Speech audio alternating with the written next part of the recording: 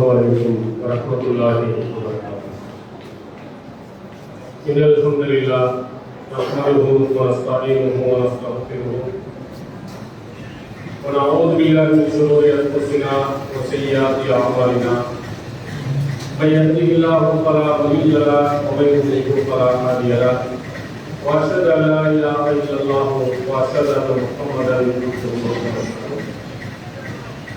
إن أحسن الحديث كتاب الله وخير الهدي هدي محمد وشر الأمور محدثاتها وكل محدثة بدعة وكل بدعة ضلالة وكل ضلالة في النار. اللهم صل على محمد وعلى آل محمد كما صليت على إبراهيم وعلى آل إبراهيم إنك حميد مجيد.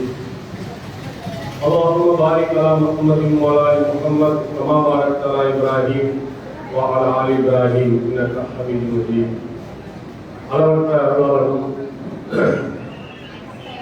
நிகரில்லா பிறப்புடையவாகிய எல்லாம் உள்ள அல்லாஹ் ஒருவனை தீர்ப்புகள் அனைத்தும் உரைத்து அகிலத்திற்கோர் அருள்குடையாம் அண்ணலம் பெருமகனார் ஸல்லல்லாஹு அலைஹி வஸல்லம் அவர்கள் மீதும் அவர்களின் சொல் செயலினை தவறாது பின்பற்றி எழுதிய நல்ல தோழர்கள் உண்மை விசுவாசிகளாம் நாம் அனைவர்கள் மீதும் எல்லாம் உள்ள அல்லாஹ்வின் ரஹ்மா பெருங்கருணை என்றென்றும் செலவற்றலாம். எல்லாம் உள்ள அல்லாஹ்வின் நல்லடியார்களே, எல்லாம் உள்ள அல்லாஹ் தஆலா இந்த உலகத்தில் மனிதனை படைத்து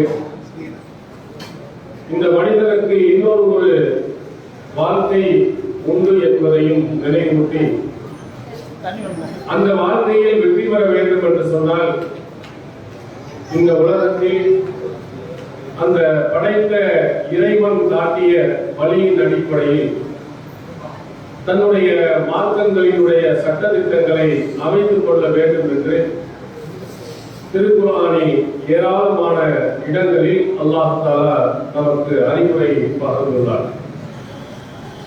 இந்த உலகத்தில் மார்க்கத்தினுடைய சட்டதிட்டங்கள், மார்க்கத்தினுடைய கடமைகள் இவைகளெல்லாம் படைத்த இறைவன் சொன்ன அடிப்படையில் அவன் வஹீயின் மூலம் நமக்கு காட்டிய,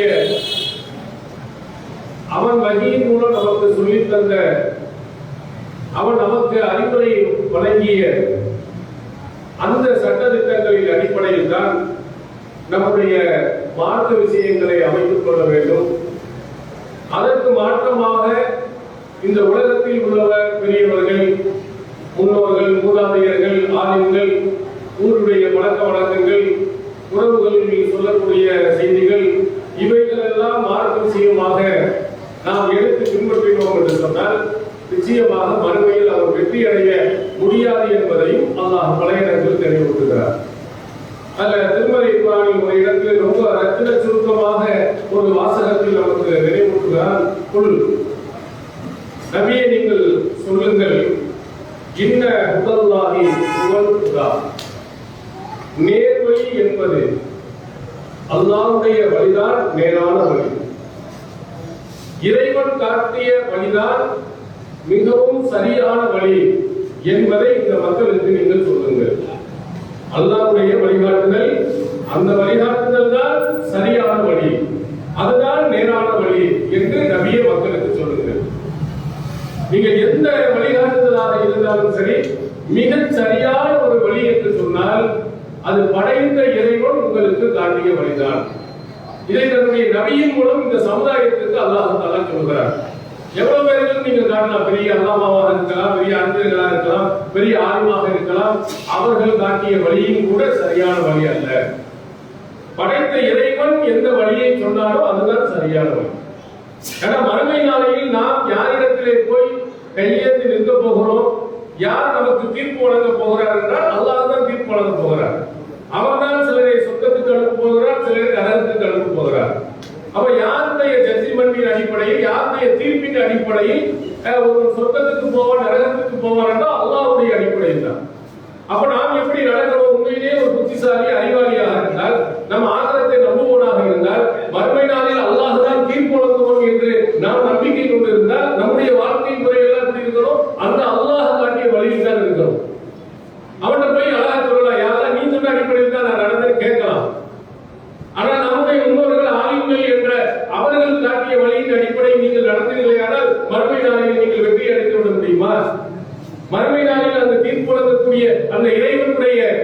தீர்ப்புக்கு சாதகமாக நாம் வெற்றிவிட முடியாது. அதைத்தான் அல்லாஹ் சொல்கிறான், நேரான வழி என்று சொன்னால் அது அல்லாஹ்வுடைய வழிதான். அவன் காட்டிய அந்த வழியைத்தான் நாம் வழியின் அடிப்படையில், அந்த இறைவனுடைய இறை செய்தியின் அடிப்படையில் நாம் பெறுகிறோம். அந்த அடிப்படையிலேயே நம்முடைய மார்க்கத்தினுடைய அனைத்து சட்டங்களையும் நாம் அமைத்துக் கொள்ள வேண்டும். திருக்குறான் இன்னொரு இடத்துல நமக்கு சொல்கிறது, இனியும் இல்லாதில்லா, சட்டம் இயற்றும் அதிகாரம், சொல்லும் அதிகாரம் அனைத்து அல்லாஹ்வை தவிர வேறு யாருக்கும் இல்லை. உன்னை கூடும் என்று சொன்னாலும் சரி, உன்னை கூடாது என்று சொன்னாலும் சரி, அனைத்தும் அல்லாஹ்விடத்தில் தான் இருக்கு. உலகத்தில் உள்ள இறை தூதர்களில் இருந்து எந்த ஒருவருக்கும் உன்னை கூடும் என்று சொல்லவோ கூடாது என்று சொல்லவோ அதிகாரம் கிடையாது. படைத்த இறைவன் தான் இதை கூடும் என்று சொல்வார், கூடாது என்று சொல்வார், இப்படி செய்ய வேண்டும் என்று சொல்வார், இப்படி செய்யக்கூடாது என்று சொல்வார். எல்லா அதிகாரத்தையும் அல்லாஹ் தன் கையில் வைத்திருக்கிறார். அப்ப யாரிடத்தில் அந்த அதிகாரம் இருக்கிறதோ அந்த அதிகாரம் உள்ளவன் சொல்லக்கூடிய அடிப்படையில் தான் நம்முடைய வாழ்க்கையை என்ன செய்யணும், அமைத்துக் கொள்ளணும். அதைத்தான் வகையின் அடிப்படையில் நம்முடைய வாழ்க்கையை அமைக்க வேண்டும் என்று சொல்லுவோம். மார்க்கத்தின் சட்டங்களை அமைத்துக் கொள்ள வேண்டும் என்று சொல்கிறோம். இன்னொரு இடத்தில் அல்லாஹ் தஆலா சொல்றார், வஅத்தஸிமு பிஹப்லில்லாஹி ஜமீஆ வலா தஃபர்ரகு. நீங்கள் அனைவர்களும் சேர்ந்து அல்லாஹ்வுடைய கயிறை பற்றி பிடித்துக் கொள்ளுங்கள். அல்லாஹ்வுடைய கயிறு எது? திருமறை குர்ஆன் என்று நபிகளார் நமக்கு விளக்கம் கொடுத்திருக்கிறார்.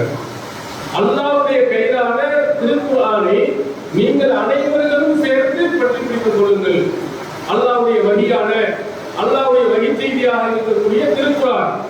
இந்த திருக்குர்ஆனை தான் ஒட்டுமொத்த சமுதாயத்தையும் அழைத்துக் கொள்கிறார். எல்லாரும் சேர்ந்து ஒற்றுமையாக அதை பிடித்துக் கொள்ளுங்கள். பிடித்துக் கொள்ளுங்கள் என்ற பொருள், அந்த குர்ஆன் சொன்ன அடிப்படையில் உங்களுடைய வாழ்க்கையை அமைத்துக் கொள்ளுங்கள்.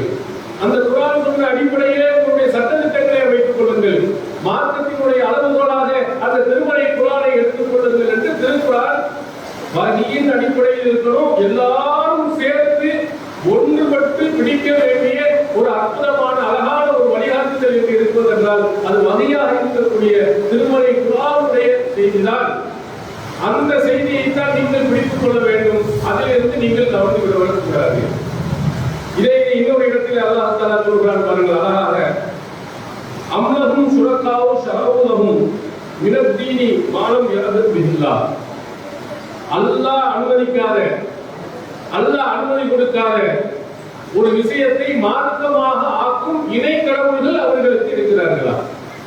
அல்லாஹ் இப்படி சொல்லல, அல்லாஹ் இப்படி செய்வதற்கு அனுமதிக்கல, இதை ஆகமானது என்று சொல்லவில்லை, இது ஹலால் என்று சொல்லவில்லை, இதை தடை செய்யப்பட்டது என்று சொல்லவில்லை. அப்படி இருக்க இதை ஹலால் என்றோ ஹராம் என்றோ சொல்லக்கூடிய, சட்டம் இயற்றக்கூடிய, சரியத்தாக ஆக்கக்கூடிய இணை கடவுள்கள் அவர்களுக்கு இருக்கிறார்களா என்று கடுமையாக அல்லாஹ் தஆலா கேட்கிறார். யாரை நோக்கி உள்ள இந்த கேள்வி? அல்லாஹ் சொல்லாதே, அல்லாஹ் வஹியின் அடிப்படையில் சொல்லாதே, ஏதாவது ஒன்றை மார்க்க சட்டம் என்று நீங்கள் சொன்னால் அவர்களை பார்த்து கேட்கக்கூடிய கேள்வி. அல்லாஹ் சொல்லல, அவன் அனுமதிக்கல, அவருடைய வஹியில இந்த செய்தி இல்ல, இது என்ன மார்க்கம் என்று நீங்கள் சொல்கிறீர்களே, அப்ப அல்லாஹ்வுக்கு இணையாக வேறு கடவுள் இருக்கிறார்களா? கடவுள் தானே, படைத்தவன் தானே உங்களுக்கு மார்க்கத்தின் சட்டங்களை சொல்லித் தர வேண்டும். கடவுள் தானே இதை கூடும் என்று சொல்ல வேண்டும், கூடாது என்று சொல்ல வேண்டும். நீங்கள் திருக்குர்ஆன்ல இல்ல, அந்த வஹி செய்தியில் இல்லை, ஒன்றை கூடும் என்று சொல்கிறீர்கள், ஒன்றை கூடாது என்று சொல்கிறீர்கள், இதை செய்ய வேண்டும் என்று சொல்கிறீர்கள், செய்யக்கூடாது என்று சொல்கிறீர்கள். உங்களுக்கு அதிகாரம் கொடுத்து இன்னொரு ஒரு கடவுள் இருக்கிறானா? அவன் மார்க்கத்தில் ஷரியத்தாக சொல்ல வேண்டுமானால், ஷரியத்தினுடைய சட்டம் என்று சொல்ல வேண்டுமானால் அந்த படைத்த இறைவனுடைய அனுமதி இருக்கணும், அந்த படைத்த இறைவனுடைய அங்கீகாரம் இருக்கணும், படைத்த இறைவன் உங்களுக்கு வழிகாட்டுதல் இருக்கணும். இல்லை என்று சொன்னால் நீங்கள் யாரையோ, யார் பேச்சை கேட்டு இது மார்க்க சட்டம் என்று சொல்கிறீர்களோ, யார் பேச்சை கேட்டு ஹலால் என்று சொல்கிறீர்களோ, யார் பேச்சை கேட்டு சுன்னத் என்று சொல்கிறீர்களோ அவர் கடவுளா நீங்க ஆக்கிட்டீங்க. இன்னொரு இடத்தில் ரொம்ப கோபமான வார்த்தைகளை போட்டு அல்லாஹ் தஆலா கேட்கிறான். குர்ஆன்ல பார்த்தா ஒண்ணும் இல்ல, வஹி செய்தியில எதுவுமே இல்ல, இறை தூதர் காட்டிய வழிகாட்டுதல்ல எதுவுமே இல்லை. ஆனா இந்த சுன்னத்து என்று சிலர்கள் சொல்வார். எத்தனையோ விஷயங்கள் சொல்கிறார்கள். மார்க்கத்துல திருக்குர்ஆன்ல புரட்டி பார்த்தாலே இருக்காது, அதனுடைய விளக்கமாக இருக்கக்கூடிய நபிகளாரினுடைய வழிகாட்டுதலையும் இருக்காது. ஆனால் இவர்கள் என்ன செய்வார்கள், இதை சுன்னத் என்று உங்களுக்கு சொல்வார்கள். இப்படிப்பட்டவர்களை பார்த்து அல்லாஹ் தஆலா கேட்கிறார், குல் அத்துஅல்லிமூனல்லாஹ பிதீனிக்கும், உங்களுடைய மார்க்கத்தை அல்லாஹ்வுக்கு நீங்கள் கற்றுக் கொடுக்கிறீர்களா? அல்லாஹ் சொல்லாத ஒண்ணே நீங்க இது ஒரு மார்க்கம் என்று சொல்கிறீர்கள். 7ஆம் பாத்தியா ஓதணும், 4ஆம் பாத்தியா ஓதணும், இதை எத்தனையோ குர்ஆன்ல இல்லாத ஹதீஸில் இல்லாத இதை எத்தனை சொல்கிறார்கள். அவங்க மாதிரி ஆட்களை பார்த்து அல்லாஹ் கேட்கிறான், மார்க்கத்தில் இல்லாத நீங்கள் உருவாக்கக்கூடிய அந்த சுன்னத்துகள் இதுவும் மார்க்கத்தில் உள்ளது என்று சொல்கிறீர்கள். அப்படியானால் அல்லாஹ்வுக்கு நீங்கள் மார்க்கத்தை கற்றுக் கொடுக்கிறீர்களா? வானம் பூமியில் உள்ள அனைத்தையும் அறிந்திருக்கக்கூடிய அல்லாஹ், அனைத்தையும் தெரிந்திருக்கக்கூடிய அல்லாஹ், அவனுக்கே மார்க்கத்தை நீங்கள் கற்றுக் கொடுக்கிறீர்களா என்று அல்லாஹ் தஆலா அடுத்து கேட்கிறார். அப்ப இதிலிருந்து உங்களுக்கு அல்லாஹ் எந்த வாசகத்தை சொல்லலாம், எந்த கருத்தை நிறைவேற்றுகிறார்? அல்லாஹ் சொல்லாத வகையின் அடிப்படையில் இல்லாத ஒரு விஷயத்தை நீங்கள் மார்க்கம் என்று சொன்னால் அல்லாஹ்வுக்கு நீங்கள் கற்றுக் கொடுக்கிறீர்கள். அல்லாஹ் உனக்கு தெரியல, 4ஆம் பாத்தியா ஓதணும்னு நீ குர்ஆன்ல சொல்லாம போயிட்டார், இதுவும் மார்க்கம் தான். நீ இந்த தாயத்தை கட்டுறது அதுவும் நல்லதுதான் என்று நீ சொல்லாம போயிட்ட, இதுவும் மார்க்கம் தான். அல்லாஹ்வுக்கு கூப்பிட்டு சொல்லிக் கொடுக்கிறது, இதுவும் மார்க்கத்தில் வேற. அல்லாஹ்க்கே தெரியல, அல்லாஹ்வே சொல்லல, ஆனா அல்லாஹ்வுக்கு நீ பாடம் எடுக்கிறாயா? இப்ப வஹீயில் இல்லாத ஒன்றை மார்க்கம் என்று ஒருவன் பேசினார், ஆனால் அவன் அல்லாஹ்வுக்கு பாடம் எடுப்பதை போன்ற, அல்லாஹ்வுக்கு மார்க்கத்தை கற்றுக் கொடுக்கக்கூடிய ஒரு மோசமானவனை போன்றவன் என்று திருக்குர்ஆன் நமக்கு நினைவூட்டுகிறது. இது மாதிரி நிறைய வசனங்கள் வஹீயின் அடிப்படையில், அந்த இறைவன் காட்டிய அல்லாஹ்வுடைய வழியின் அடிப்படையில் உங்களுடைய வாழ்க்கையை அமைத்துக் கொள்ள வேண்டும். இது குர்ஆன் நமக்கு வஹீ செய்தி என்று நமக்கு தெரியும், இது அல்லாஹ்வால் சொல்லப்பட்ட செய்தி என்று தெரியும். அப்ப நபி மொழி என்ன? ஹதீஸ் என்று இருக்கிறதே அது அல்லாஹ்வால் சொன்ன செய்தி இல்லையா? அல்லாஹ்வால் காட்டி தந்த வழிகாட்டுதல் இல்லையா என்ற ஒரு கேள்வி உங்களுக்கு எழலாம். நபி காட்டிய அந்த வழியும் அல்லாஹ் காட்டிய வழிதான். திருமறை குர்ஆன் அழகாக சொல்லுவாங்க, ஒரு ரசூல ஃபக்கத் அத்தா அல்லாஹ். யார் இந்த தூதருக்கு கட்டுப்படுகிறாரோ அவர் அல்லாஹ்வுக்கு கட்டுப்பட்டவரை போன்றவர். இந்த தூதர் சொன்னதையும் கட்டுப்பட வேண்டும் என்றுதான் அல்லாஹ் சொல்லுகிறார், அதையும் பின்பற்ற வேண்டும் என்றுதான் பல இடங்கள் அதீமுல்லாஹ் அதீமுர் ரசூல், அல்லாஹ்வுக்கும் கட்டுப்படுங்கள், அவர் தூதருக்கு கட்டுப்படுங்கள். இப்ப அல்லாஹ் சொன்ன அந்த வஹீ செய்தியையும் அல்லாஹ் அங்கீகரிக்கிறார். நபி ஸல்லல்லாஹு அலைஹி வஸல்லம் அவர்கள் சொன்ன செய்தியையும் அல்லாஹ் சொன்ன செய்தியாக தான் அல்லாஹ் அங்கீகரிக்கிறார். அப்ப ரெண்டுக்கு என்ன வித்தியாசம்? என்ன குர்ஆன் என்றால் என்ன, நபிமொழிகள் என்றால் என்ன, ஹதீஸ் என்றால் என்ன? நாம் கேள்விப்பட்டிருப்போம், நபி மொழி அப்படின்னு ரசூல் ஸல்லல்லாஹு அலைஹி வஸல்லம் சொன்ன, செய்த, அங்கீகரித்த, அதற்கும் கூடுதலாக சொன்னால் அவர்களை பற்றி வர்ணிக்கக்கூடிய, அவருடைய குணநலன்களை, உடல்களை வர்ணிக்கக்கூடிய செய்திகளையும் ஹதீஸ் என்று சொல்வார். ரசூலுல்லாஹ் சொன்னால் அந்த செய்தி ஹதீஸ் தான், அவங்க செய்தாலும் அதுக்கு பேர் ஹதீஸ் தான், அவர்கள் அங்கீகரித்ததாக வந்தால் அதுவும் ஹதீஸ் தான். அதே மாதிரி ரசூல் ஸல்லல்லாஹு அலைஹி வஸல்லம் அவர்களை பற்றி, அவர்களை பற்றி அவங்க நல்ல குணம் உள்ளவர்களாக இருந்தாங்க, நல்ல ஒழுக்கம் உள்ளவர்களாக இருந்தாங்க அப்படின்னு அவர்களை பற்றி வர்ணிக்கப்பட்டு, அவர்கள் நல்ல வெண்மையாக இருந்தாங்க, அழகிய தோற்றத்தில் இருந்தார்கள் அப்படின்னு வர்ணித்தாலும் கூட அதையும் ஹதீஸ் என்றுதான் எல்லாரும் சொல்லியிருப்பார்.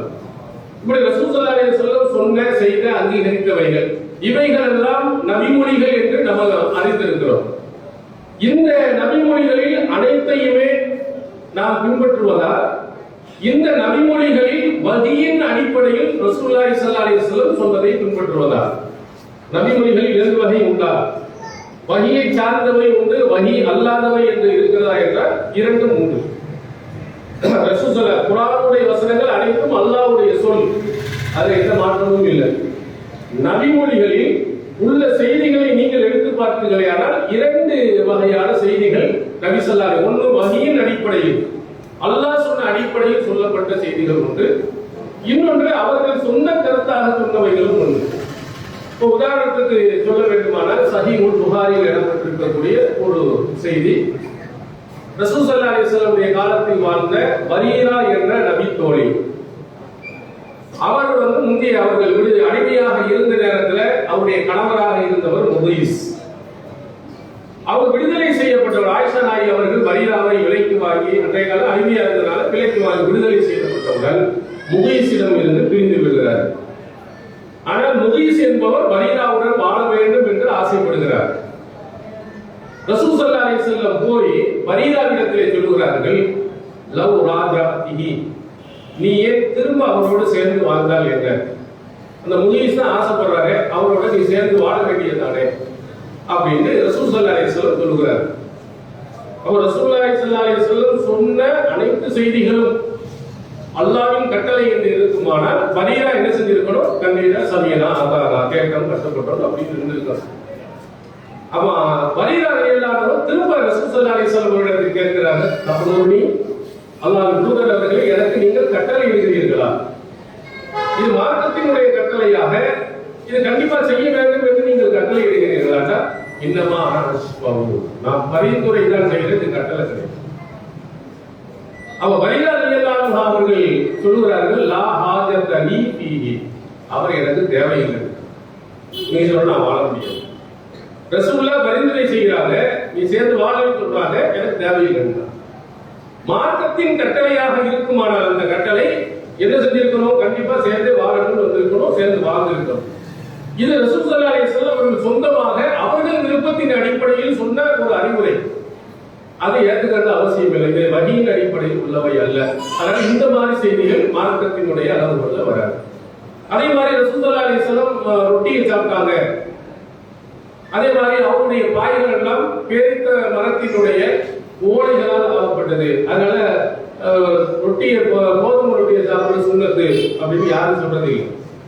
ரசூலுல்லாஹ் செய்தவைகள் மத்திய சென்று நாம் சொல்லுறோமா இல்லையா?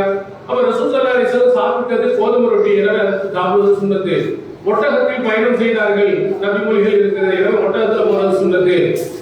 அவருடைய பேரித்த மரத்தினுடைய ஓலைப்பாய்கள் தான் படுத்தாங்க, அதை செய்து அதில் படுப்பதான் சுன்னத்து என்று யாரும் சொல்லல. அப்ப நமக்கு என்ன விளங்குகிறது?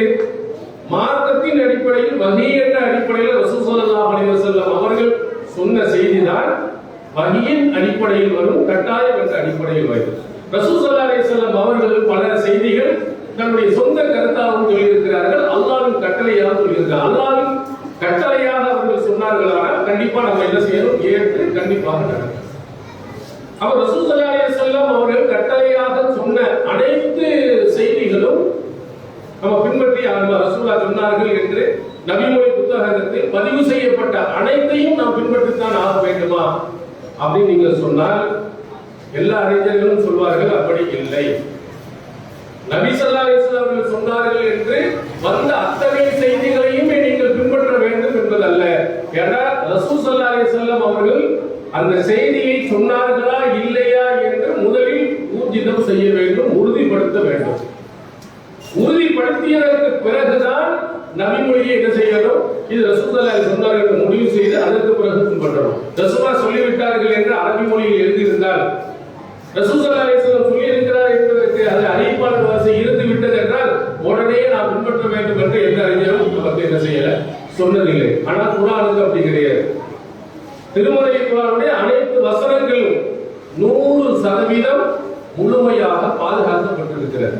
ரசூல் ஸல்லல்லாஹு அலைஹி வஸல்லம் காலத்திலிருந்து இன்று வரையிலும் ஜிப்ரீல் அலைஹிஸ்ஸலாம் அவர்கள் இந்த திருக்குர்ஆனை ஓசை வடிவில் வந்து ரசூலுல்லாஹ்வுக்கு கொடுத்தாங்க. அந்த ஓத ஐக்ரா பிஸ்மி ரப்பிக்கல் லதீ ஹலக் என்று ஜிப்ரீல் அலைஹிஸ்ஸலாம் அவர்கள் ஓதுவார்கள். ரசூலுல்லாஹ் அதை ஓதி மரணம் செஞ்சுக்குவாங்க, குர்ஆன்ல ஓதுவாங்க, மற்ற சஹாபாக்கள் இதையும் சொல்வாங்க. இது ஓசை வடிவிலேயே பாதுகாக்கப்பட்டது, எழுத்து வடிவிலேயும் பாதுகாக்கப்பட்டது. அடிப்படை வந்து ஓசை வடிவு தான். இதே ஒவ்வொரு வருடமும் ஜிப்ரீல் அலைஹிஸ்ஸலாம் அவர்கள் வந்து வருடம் ரமலான் மாதத்தில் வந்து ரசூல் ஸல்லல்லாஹு அலைஹி வஸல்லம் அவர்களை குர்ஆனை ஓதச் செய்து அதை சரி செய்வார். தப்பு எதுவும் வராத அளவுக்கு அதை பாதுகாக்கும் பொறுப்பை அல்லாஹ் ஏற்படுத்தி ஜிப்ரீல் அலைஹிஸ்ஸலாம் வந்து ஒவ்வொரு வருடமும் ரமலான் மாதத்தில் அந்த குர்ஆனை ஓதச் சொல்லி அதை சரி செய்து விடுவார்.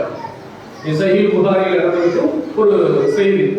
அப்ப திருமறை குர்ஆனை ரசூல் ஸல்லல்லாஹு அலைஹி வஸல்லம் காலத்திலேயே ஜிப்ரீல் அலைஹிஸ்ஸலாம் அவர்கள் மூலம் முழுக்க பாதுகாக்கப்பட்டு ஒவ்வொரு காலகட்டத்திலேயும் அது மரணம் செய்யப்பட்ட காரியங்களினால் ஓதி வந்து இந்த வரையும் வந்திருக்கு. அதுல எந்த மாற்று கருத்தும் இல்லை. அத்தனையும் 100% தூய்மையானவைகள். அதுல எந்த கலப்படமும் வரல. ஆனா ரசூல் ஸல்லல்லாஹு அலைஹி வஸல்லம் அவர்கள் சொன்ன அந்த செய்திகள் ரசூல் ஸல்லல்லாஹு அலைஹி வஸல்லம் காலத்துல சொல்லப்பட்டு எழுதப்பட்டு ஜிப்ரீல் அலைஹிஸ்ஸலாம் அவர்கள் எப்படி வந்து பாதுகாத்தாரோ அது மாதிரி பாதுகாக்கப்பட்டதா என்றால் நபிமொழிகள் அப்படி பாதுகாக்கப்படல. அதற்கு பிந்திய காலங்களில் தான் இது என்ன செய்யப்படுகிறது? பாதுகாக்கப்படுகிறது. ரசூலுல்லாஹ்வே இதுல வந்து நிறைய பேர்கள் என்னுடைய பெயரை பயன்படுத்தி என்ன செய்வார்கள்? உங்களோட செய்திகளை சொல்வார்கள். அத அழகாக நபிமொழியில் சொல்லப்பட்டிருக்கிறது. தெளிவாக ரசூலுல்லாஹி புகாரி முஸ்லிம் உட்பட ஏராளமான நபித்தோழர்கள் அறிவித்த செய்திகளை கொண்டு மண் கதவா அலைய முத்தாமினல் பல்யத்த பாபா மக்காதஹு மினன்னார், யார் என் மீது வேண்டுமென்றே ஒரு பொய்யை சொன்னால் அவர் இருக்கும் இடத்தை நரகமாக்கி கொள்கிறார். இந்த செய்தி நமக்கு எதை நினைவூட்டுகிறது? இந்த செய்தி நமக்கு அழகாக சொல்கிறது, அல்லாஹ்வின் தூதர் அவருடைய பெயர்களில் எவனாவது பொய்யை சொல்லுவார், கவனமா இருங்க. அப்படி பொய் சொன்னதாக உங்களுக்கு தெரியுமானால் அறிவித்து விடாதீங்க. சஹீஹ் முஸ்லிமுடைய முன்னுரையில் அழகாக சொல்கிறார், இதா அன்னஹு இதுவும் ஒரு செய்தியை பார்க்கிறார், அது பொய் என்று தெரியக்கூடிய ஒரு செய்தியாக இருக்கிறது. அதை ஒருவர் அறிவித்தார், அவர் அப்துல் காதிரி, பொய்யர்களில் அவரும் ஒருவராக கருதப்படுவார். நம்ம பார்க்கிறோம், ரசூல் ஸல்லல்லாஹு அலைஹி வஸல்லம் அவர்கள் சொன்ன மாதிரி செய்தியா இல்ல, இது மார்க்கத்துக்கு முரணான ஒரு செய்தியாக நமக்கு சந்தேகப்படுறோம், பொய்யான செய்தி என்று கருதப்படக்கூடிய ஒரு செய்தியாக இருக்கு. இதை ரசூல் ஸல்லல்லாஹு அலைஹி வஸல்லம் அவர்கள் சொன்னதாக ஒருவன் அறிவித்தால் அவரும் கூட பொய்யர் என்று நபிகளார் எச்சரிக்கை செய்திருக்கிறார்கள். சஹீஹ் முஸ்லிமுடைய முன்னுரையில் இமாம் முஸ்லிம் அவர்கள் இதை பதிவு செய்திருக்கிறார். அப்ப நபி மொழிகளில் திருக்குர்ஆன் எப்படி முழுமையாக பாதுகாக்கப்பட்டதோ அதுபோன்று நபி மொழிகள் முழுமையாக பாதுகாக்கப்பட்டது. அதுல நிறைய பேர்கள் தன்னுடைய கை சரக்குகளை வைத்திருக்கிறார்கள், வைப்பார்கள் என்பதையும் நபிகளார் நமக்கு நினைவூட்டி இருக்கிறார்கள். அதனால் தான் நபி மொழிகள்ல எது ஆதாரபூர்வமானது, எது பலகீனமானது, எது இட்டு கட்டப்பட்டது என்று தரம் பிரித்து அன்றைய காலத்தில் இருந்த அறிஞர்கள் தங்களுடைய சக்திக்கு உட்பட்டு நிறைய செய்திகளை நம்ம அடையாளம் காட்டியிருக்கிறார். நீங்க ஃபத்ஹுல் பாரியில, புகாரியுடைய விரிவுரை நூல்கள்ல இமாம் புகாரி அவர்கள் சொன்ன அந்த செய்திகளை எல்லாம் நிறைய விஷயங்கள் நமக்கு பட்டியல் போட்டு காட்டுறாங்க. அதுல புகாரி இமாம் எவ்வளவு ஹதீஸ்களை மனப்பாடம் பண்ணி வச்சிருந்தாரு? 1,00,000 ஆதாரபூர்வமான ஹதீஸ்களை மரணம் செய்திருந்தார். 2,00,000 பலகீனமான செய்திகள். நபி ஸல்லல்லாஹு அலைஹி வஸல்லம் அவர்கள் சொன்னால் அத்தனை செய்திகளையும் ஏற்றுக்கொள்ள வேண்டுமானால் மொத்தம் 3,00,000 ஹதீஸ்களையும் வச்சிருக்கிறவர். அவர் என்ன செய்யல? 2,00,000 ஹதீஸ்கள் பலகீனமான அறிவிப்பாளர்கள் குறைபாடு உள்ள செய்திகளையும் அவர் வைத்திருந்தார்.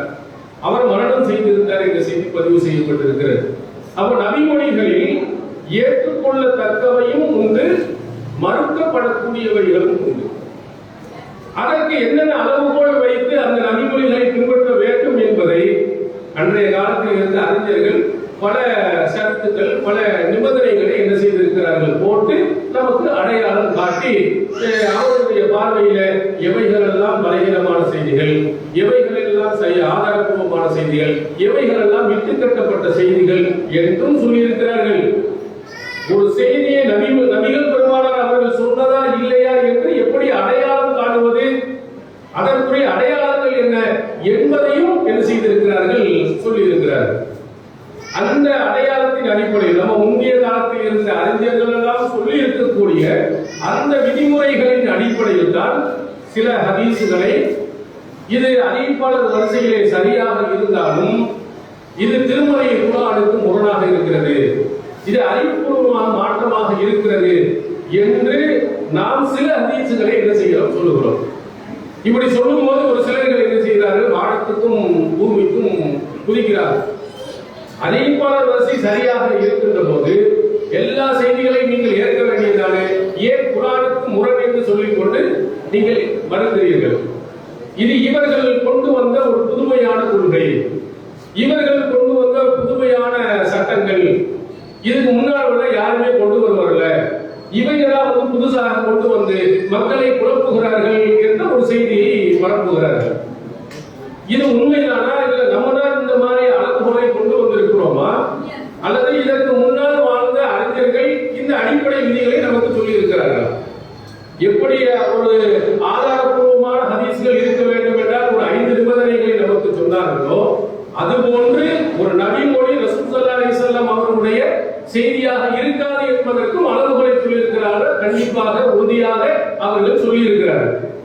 நம்மை விட கடுமையாகவும் என்ன செஞ்சிருக்கிறார்கள், சொல்லி இருக்கிறார்கள். அதை ஒவ்வொன்றாக நான் உங்களுக்கு நினைவூட்டுகிறேன். அதுல ஆரம்ப காலத்துல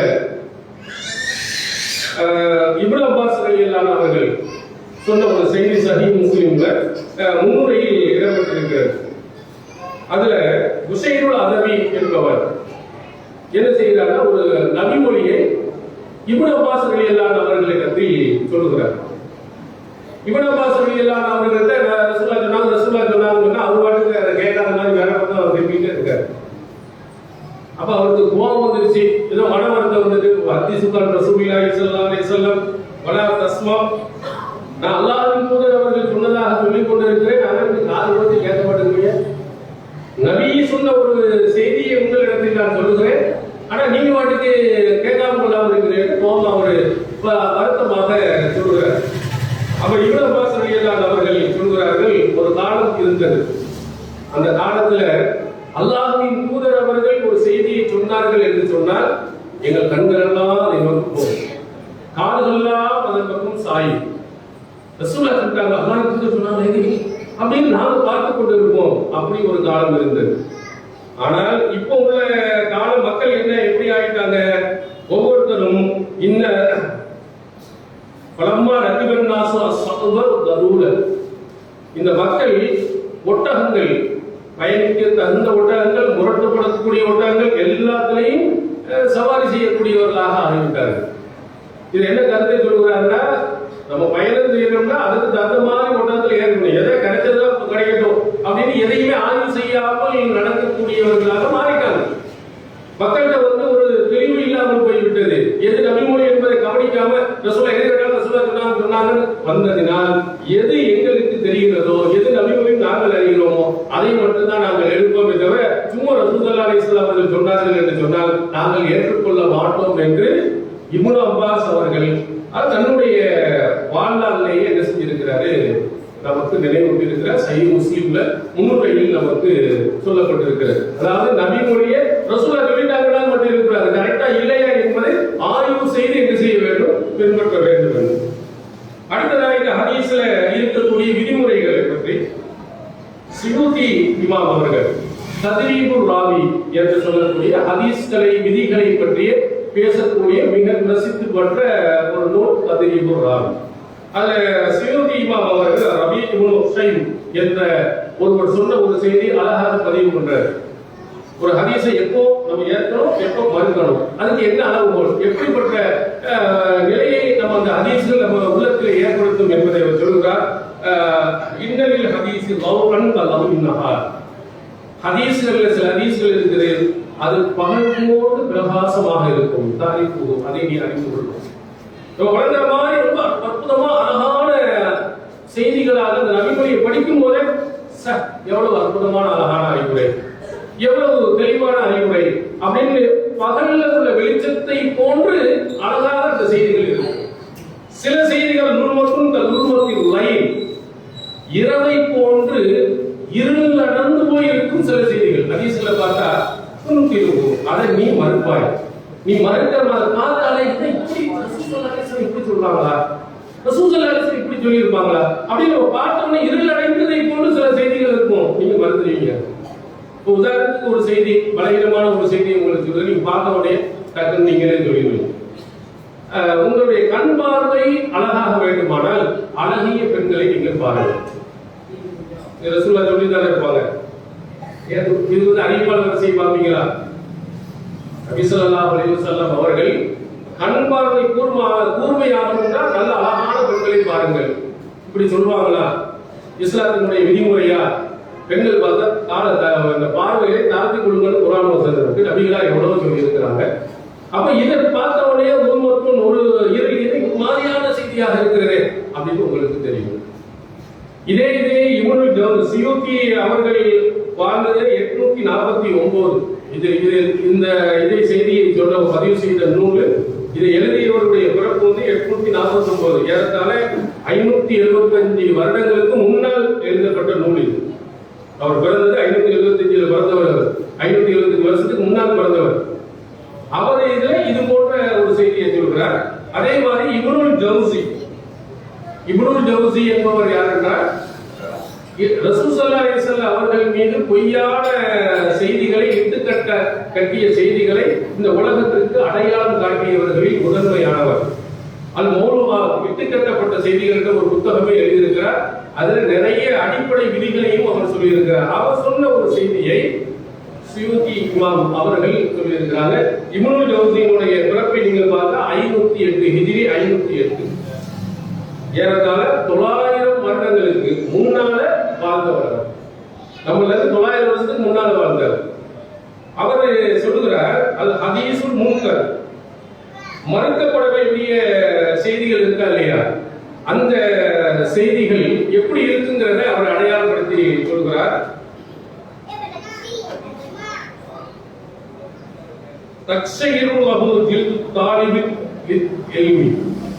கல்வியை தேடக்கூடிய ஒருவனுடைய தோள்கள் எல்லாம் சிலிர்த்து விடும். இப்படி ரசூலுல்லாஹி அலைஹி வஸல்லம் அவர்கள் சொல்லி இருப்பார்களா அப்படிங்கிற மாதிரி கல்வியை தேடக்கூடியவனுடைய தோள்கள் சிலிர்த்து விடும். பெரும்பாலும் அவனுடைய உள்ளங்களை நீ வெறுக்கும். ஒரு மறக்கணும் நபிமொழி இல்ல அப்படின்னு சொல்ற உள்ளங்கள் ஒரு விதமாக காட்டும். உங்களுடைய உள்ளமே சொல்லும், இதெல்லாம் ரசூலுல்லாஹி அலைஹி வஸல்லம் சொல்லி இருக்க மாட்டாங்க அப்படின்னு சொல்லும் மாதிரி அந்த செய்திகள் அமைந்திருக்கும். விட்டுக்கட்டப்பட்ட செய்திகளை எப்படி அடையாளம் காட்டுறீங்க, எப்படி நீங்க கண்டுபிடிக்கிறீங்க அப்படின்னு சொன்னீர்களே. ஆனால் இதில் 800ல வாழ்ந்த இப்னுல் ஜௌசி சொல்லுகிறார், இந்த செய்தியை பார்த்தாலும் இப்படிலாம் ஒரு ரசூலுல்லாஹ் சொல்லியிருப்பாங்க, இந்த மாதிரி செய்திகள் நபிகளா சொல்லியிருப்பாங்க, ஒரு சாதாரண ஒரு மனிதன் பேச மாட்டான், இப்படி ரசூலுல்லாஹி அலைஹி வஸல்லம் எப்படி சொல்லுவாங்க, அந்த மாதிரியான சில செய்திகள் இருக்கும். இதை வைத்து நீங்கள் அடையாளம் கண்டு கொள்ளலாம். இப்போ உதாரணத்துக்கு ஒரு செய்தி, ஒரு இட்டுக்கட்டப்பட்ட செய்தியை உங்களுக்கு சொல்லலாம். ரசூலுல்லாஹி அலைஹி வஸல்லம் அவர்கள் சொன்னார்கள், எனக்கு பிறகு 100 வருடங்களுக்கு பிறகு எந்த குழந்தையும் பிறக்காது. ரசூலுல்லாஹ் சொல்லுகிறாங்க, அன்னையிலிருந்து ரசூலுல்லாஹ் சொன்னதிலிருந்து 100 வருடங்களுக்கு பிறகு எந்த குழந்தையும் பிறக்காது. இதை ஏற்க முடியுமா? இதுக்கு அறிவிப்பாளர் ஏதாவது பார்க்கணுமா? ஏன் இது ஏற்றுக்கொள்ளக்கூடிய செய்தி தானே, ஏன் இல்லைன்னு நீங்களே அதற்கு சான்று. நீங்க பிறந்திருக்கீங்களே, ரசூலுல்லாஹ் 100 வருஷத்துக்கு பிறகு பிறந்தாங்க தானே, நீங்க எல்லாம் அவ்வளவு பேரும் சாட்சி நபிகளா சொல்லி இருக்கல, பொய் அது. ரசூலுல்லாஹ் சொன்னதிலிருந்து 100 வருடம் கழிந்ததுக்கு பிறகு ஒரு பிள்ளையும் பிறக்காங்க. நீங்க எல்லாம் யாரு, எந்த வருஷத்துல பிறந்தீங்க? இப்படி இதெல்லாம் நபிகளாருடைய பெயரை கெடுப்பதற்காக வேண்டி சிலர்கள் இட்டுக்கட்டப்பட்ட செய்திகள். இதை பார்த்த உடனே நம்முடைய உள்ளங்கள் வெறுக்கிற மாதிரி இருக்கும், மோசமானதா இருக்கும். நபிகளாருடைய கேரக்டர், அவருடைய எவ்வளவு தரம் உயர்ந்தவர்களாக இருக்கிறார்கள், மட்டமாரி அவர்களை காட்ட மாதிரி செய்திகள் இருக்கும். அவங்களுடைய உள்ளமே பெரும்பாலும் இருக்கவே இருக்காது சொல்லிடுவாங்க. இதை அடிப்படையாக வைத்து நீங்கள் என்ன செய்து கொள்ளலாம், இது இட்டுக்கட்டப்பட்ட செய்திகள் என்று நீங்கள் விளங்கிக் கொள்ளலாம். இதுல என்ன ஒரு சிலர்கள் என்ன சொல்லுவாங்கன்னா, இதெல்லாம் அறிவிப்பாளர் கரெக்டா இருந்துச்சு, அந்த பேச்சு இல்ல, அறிவிப்பாளர் எல்லாம் கிளீனா இருந்துச்சுன்னா அந்த மாதிரி செய்திகள் சொல்ல, பலகீனமான செய்திகள், இட்டுக்கட்டப்பட்டவர்கள் உள்ளே இருக்கக்கூடிய செய்திகளை தான் சொன்னார்கள் என்று சொல்லுவாங்க. இல்ல, அறிவிப்பாளர் வரிசையில நம்பகமானவராக எல்லாரும் டோட்டலா இருந்தாலும் அங்கேயும் பலகீனமான செய்திகள் இருக்கும், அதிலேயும் விட்டுக்கட்டப்பட்ட செய்திகள் இருக்கும் என்பதை ஹதீபுல் பகதாதி அவர்கள் அழகுற என்ன செய்கிறார், நமக்கு சொல்லி காட்டுகிறார். அவர் சொன்ன ஒரு செய்தி, அவர் ஹிஜ்ரி 392 பிறந்தவர், ஏறத்தாழ 1019 வருடத்துக்கு முன்னால் வாழ்ந்தவர். இப்போ உள்ளவர் அல்ல, நம்ம சொன்னதும் இல்லை. அவர் ஹதீபுல் பகதாதி ஹதீஸ் கலையில ரொம்ப நிபுணரானவர், ரொம்ப விவரமானவராக அறியப்பட்டவர். அவர் சொல்கிறார், இதா ரமசிங்கத்துல் மஹ்மூத், நம்பகமான உறுதியானவர் ஒரு செய்தியை அறிவிக்கிறார். கபரன் முத்தசிலல் இஸ்னாத், அறிவிப்பாளர் வரிசை அனைத்துமே சேர்ந்தால் போல் இணைந்தால் போல் இருக்கும் சில செய்திகளை அறிவிக்கிறார். பாருங்க, அறிவிக்கிறவர் யாரு? நம்பகமானவர், உறுதியானவர், பலகீனமான ஆள் இல்லை. அறிவிப்பாளர் வரிசை எல்லாம் கிளீனா எல்லாம் கரெக்டா இருக்கு. இப்படி ஒரு செய்தியை சொன்னால் உதவி உமூரின் சில விஷயங்களை கொண்டு அந்த செய்திகள் மறுக்கப்படும். யாரு நம்பகமான அறிவிப்பாளராக இருந்தாலும் அவர் சொன்ன செய்திகளும் சில நேரங்களில் என்ன செய்யப்படும், மறுக்கப்படும். அதுல ஃபர்ஸ்ட் என்ன சொல்றாரு, ஐயுபாலிப மூடிபாபி குபூல், அறிவு கடமையாக, அறிவு இதுதான் என்று சொல்லக்கூடியவைகளுக்கு முரணாக அந்த செய்தி இருந்தார், நம்ம அறிவு சொல்லுது இப்படி எல்லாம் நடக்காது அப்படின்னு ஒரு செய்தி இருந்து அதை ஒரு நம்பகமானவர் அந்த செய்தியை சொன்னாரே ஆனால் அந்த செய்தி இட்டு கட்டப்பட்டது, அது ஏற்றுக்கொள்ளப்படாது. எப்படி சொல்ற அறிவு ஃபர்ஸ்ட் அவர் சொல்வது, ஏன்னா இஸ்லாம் என்பது மார்க்கம் என்பது என்ன செய்யாது, அன்னஷாக இன்னமா எதிர்ப்பு ஜம்மதாசி ஒப்பூல் மார்க்கம் என்பது அறிவுக்கு ஏற்றதை போன்றுள்ள செய்திகளை தான் கொண்டு வருமே தவிர அறிவுக்கு எதிரானதை கொண்டு வராது.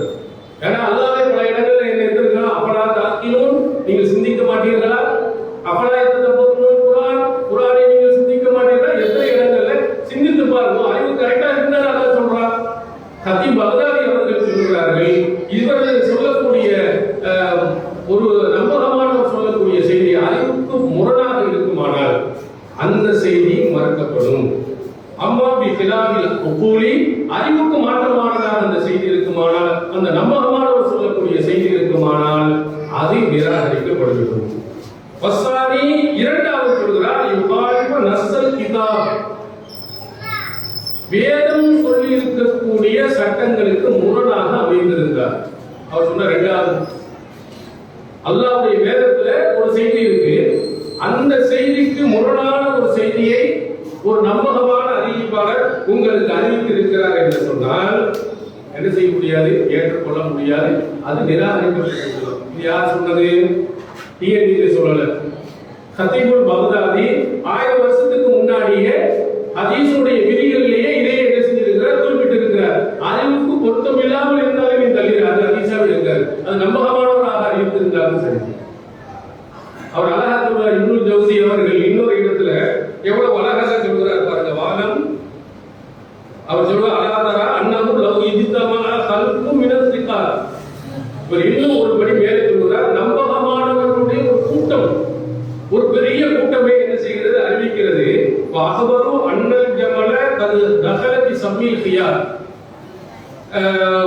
ஒட்டகம் ஊசியினுடைய துவாரத்தில் நுழைந்து விட்டது என்று ஒரு பெரும் கூட்டம் அறிவிக்கிறது என்று வைத்துக் கொள்ளுங்க. நம்பகமான ஒரு கூட்டம் இப்படி அறிவிக்கிறதாக உங்களிடத்தில் சொன்னால் அந்த செய்தியை ஏற்றுக்கொள்வோமா? எல்லாரும் சொல்லுற ஒரு பெருங்கூட்டமே சொல்லுகிறது, ஒட்டகம் ஊசியினுடைய துவாரத்துக்கு உள்ளே நுழைந்து வெளியே வந்தது அப்படின்னு ஒருத்தர் சொல்லுகிறார். சொல்ற அத்தனை பேரும் நம்பகமானவராக இருந்தால் நீங்கள் ஏற்றுக்கொள்வீர்களா? கேட்கிற ஒரு பெரிய நம்பகமான ஒரு கூட்டம் என்று சொன்னால் அதை ஏற்றுக்கொள்வீர்களா? அவருடைய நம்பகத்தன்மை இந்த விஷயத்தில் பயனளிக்காது. ஏனென்று சொன்னால் அவர் சொல்லக்கூடிய அந்த செய்தி இருக்கிறது, அது இன்னமும் அக்பரும் முஸ்தஹீல், சாத்தியம் இல்லாத ஒரு செய்தியை அவர்கள் சொல்கிறார்கள். சாத்தியம் இல்லாத செய்தியை சொல்கிறார்கள் என்றால் அதை எப்படி ஏற்றுக்க முடியும்? அது பெரிய நம்பகமான கூட்டங்கள் அப்படின்னா ஏற்றுக்கிற அறிவே ஏற்றுக்க மாட்டேங்குது. இப்படிப்பட்ட ஒரு செய்தி ஒரு பெருங்கூட்டம் தான் அவங்க தப்பா அறிவிக்கிறார்கள் தான் அர்த்தம்.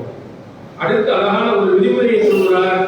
எந்த ஹதீஸை மறுக்கணும், அதுக்கு என்ன விதிமுறை என்று நிறைய கேட்கிறாங்க. நாங்கெல்லாம் சொல்ல வேண்டியதில்லை, முன்னால் இப்னு ஜௌசி அவர்களே சொல்கிறார், குல்லு ஹதீஸின் ரஅய்தஹு, நீ பார்க்கக்கூடிய ஒவ்வொரு ஹதீஸும் யுகாலிபுல் மஅகூல், அறிவுக்கு அறிவு சொல்லக்கூடிய செய்திக்கு மாற்றமாக இருந்தால், அவை நாக்கில் உசூல் இஸ்லாத்தினுடைய அடிப்படை விதிகளுக்கு முரணாக அமைந்திருந்தால் பலம் அன்னஹு மௌதுன், நீ அறிந்து கொள்ள அது இட்டுக்கட்டப்பட்ட செய்தி. இது யார் நம்ம சொல்லல, இது நாம் உருவாக்குனதல்ல. 800 வாழ்ந்த இப்னு ஜௌசி அவர்கள் சொல்கிறார், ஒரு செய்தி நம்முடைய அறிவுக்கு முரணாக அமைந்த ஏற்கிறாரே அப்படின்னு அவர் தான் சொல்லி கொடுத்திருக்கார். இஸ்லாத்தினுடைய அடிப்படை விதிகளுக்கு முரணாக ஒரு நம்பகமான ஒரு செய்தியை சொன்னாலும் ஏற்கிறார், இவைகள் தான் இட்டுக்கட்டப்பட்ட செய்தி என்று நீ விளக்கிக்க. அப்போ ஒரு சிலர்கள் அறிவாளிகளா இருப்போம் கேட்கிறாங்க, அப்ப இது இட்டுக்கட்டப்பட்ட செய்திங்கிறிய, அந்த இட்டுக்கட்டியவர் யார்? அந்த அறிவிப்பாளர் காட்டு பார்ப்போம், அந்த அறிவிப்பாளர் எங்க எங்களுக்கு சொல்லுது பார்ப்போம் அப்படின்ட்டு நம்மள்ட்ட கேட்பார்கள். இந்த செய்தியை குர்ஆன் ஒரு சட்டத்துக்கு முரணாக இருக்கு, இது ரசூலுல்லாஹ் சொல்லி இருக்க முடியாது, நபி ஸல்லல்லாஹு அலைஹி வஸல்லம் சொல்வதற்கு வாய்ப்பு இல்லை, ரசூலுல்லாஹ் பேரால் யாரோ என்ன செய்து இருக்கிறார்கள், இட்டுக்கட்டி இருக்கிறாங்க. அந்த இட்டுக்கட்டியவர்கள் யார்? சாட்டுங்க. இந்த புகாரியுடைய அறிவிப்பாளர் யாரு, முஸ்லிம்ல இருக்கக்கூடிய அறிவிப்பாளர் யாரு அப்படின்னு சொல்லிட்டு அடுத்த ஒரு கேள்வியை கேட்கிறாங்க. அதுக்கும் அவர் பதில் சொல்கிறார். இப்னு ஜௌசி அவர்கள் தன்னுடைய புத்தகத்துல அவர் கொண்டு வரக்கூடிய செய்திகளை பற்றி சொல்கிறார். வாலம் அன்னஹு கத் யஜிவு ஃபி கிதாபினா ஹாதா, இந்த புத்தகத்திலே மினல் அஹாதீஸி சில ஹதீஸ்கள் வரும், மாலா யஸ்கு ஃபி வதஹி, அது இட்டுக்கட்டப்பட்டது என்பதில் எந்த விதமான சந்தேகமும் நமக்கு இருக்க இருக்காது. அப்படிப்பட்ட சில ஹதீசுகள் என்ன செய்யும், இதில் நம்ம பதிவு செய்து வச்சிருக்கிறோம்.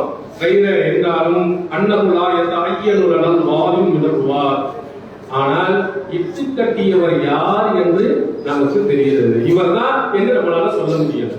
ஆனா செய்தியை பார்த்தா கரெக்டா ரொம்ப மோசமான ஒரு செய்தி, இட்டு கட்டப்பட்ட செய்தி நம்ம கொண்டு வந்திருப்போம். இதுல அறிவிப்பாளர் யாரு அப்படின்னு கேட்ட சொல்ல முடியல. பார்த்தா வந்து எத்த போய்க்கு விஜயாலும் ஹதீஸ் குல்லுஹும் சிகார். பார்த்தா எல்லா அறிவிப்பாளர்களும் நம்பகமானவர்களாக இருப்பார்கள். வல் ஹதீஸ் மௌலூன். ஆனால் அந்த ஹதீஸ் இட்டு கட்டப்பட்டதாக இருக்கும், அல்லது மக்லூன் புரட்டப்பட்டதாக இருக்கும், அவ்வளவு தல்லசுன் இருட்டடிப்பு செய்யப்பட்ட செய்தியாக இருக்கும். ஆனா யார் இட்டுக்கிட்டாரு எங்களுக்கு தெரியல, அதை சொல்ல முடியல. இவர் தான் என்று சொல்ல முடியல. பார்த்தா எல்லாருமே நம்பகமானவராக இருக்கிறாங்க. ஆனா அந்த ஹதீஸ் பழைய இட்டு கட்டப்பட்டது, அதை நாம் கொண்டு வந்திருக்கிறோம். யாரை நீங்க கேட்டீங்கன்னா சொல்ல முடியாது. எதை வைத்து சொல்கிறார்? திருக்குறானுக்கு முரணா இருக்குது, இஸ்லாத்தினுடைய அடிப்படை விதிகளுக்கு முரணா இருக்கு. இதையெல்லாம் வைத்து பார்த்தா ரசூலுல்லாஹ் ஒருபோதும் இந்த செய்தியை என்ன செய்ய முடியாது, சொல்லியிருக்க முடியாது.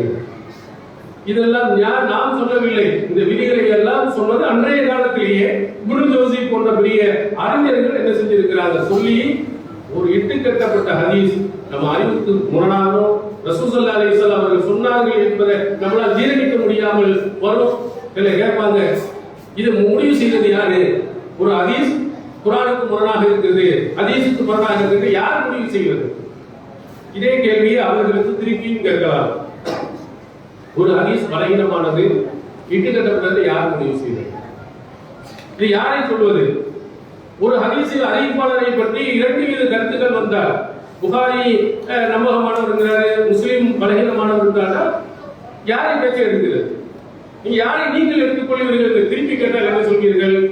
இதுல 2ல எது நியாயமான கருத்தாக இருக்குதோ, எது சரியான கருத்தாக இருக்குதோ, புகாரியுடைய கருத்து சரியா இருந்தால் அதை எடுத்துக்குவோம், முஸ்லிமுடைய கருத்து சரியாக இருந்தால் அதை எடுத்துக்கொள்வோம் என்று அவர்கள் சொன்னால், இது நீங்க தானே எடுக்கிறீங்க.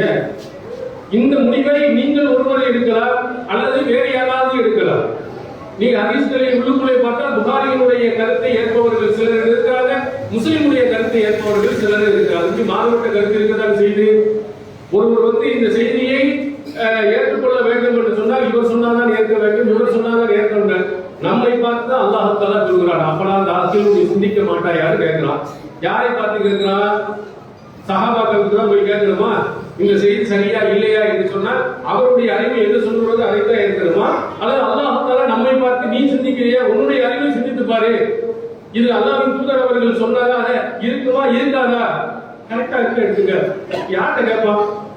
இன்னொரு யாரா கேட்க போறான்? ஒன்றிடத்துல சில செய்திகள் வந்து அல்லாஹ்வின் தூதர் அவர்களுடைய பெயரால் இட்டு கட்டப்பட்ட சில செய்திகள் வந்து இருக்கு, அதை ஏற்க முடியாத உன்னுடைய அறிவை ஏற்றுக்கல, ஆனா ரசூலுல்லாஹ் சொன்னார்கள், நீ எப்படி சொன்னாங்க, அதெல்லாம் நம்மள்கிட்ட கேட்பான். ஒவ்வொருவரும் அதற்கு என்ன செய்யிருக்கிறோம், பொறுப்பாளிகள். அவங்க ஏன்னா வந்தது ஏதோ வந்த செய்தியை பார்த்த உடனே எடுத்தேன் கவுத்தேன் என்று எடுப்பதில்லை. இது சரிதானா, எந்தெந்த விஷயங்கள் இது முரணாக இருக்கிறது, இதை இணைத்து பார்க்க முடியுமா, இதை சேர்த்து பார்க்க முடியுமா, இது முரண்படுமா இல்லாமல் நாம் இதை பயன்படுத்த முடியுமா என்றால் ஆய்வு செய்து அதுக்கு பிறகுதான் முரணாக இருக்கிற தள்ளடுமே தவிர எடுத்தவுடனே யாரும் தள்ளுவதில்லை, எடுத்தவுடனே யாரும் அந்த முடிவுக்கும் வருவதும் இல்லை. இதை முடிவு செய்யக்கூடிய அதிகாரம் ஒரு அமைப்புக்கு அல்லது ஒரு குழுவுக்கு, ஒரு தனிமனித இந்த மனிதனுக்கு எல்லாம் இல்லை. எல்லாரையும் பார்த்துதான் அல்லாஹ் தஆலா அப்பலா இந்த குர்ஆனை சிந்திக்க மாட்டாங்க கேட்கிறாங்க, எல்லாத்தையும் தான் கேட்கிறாங்க.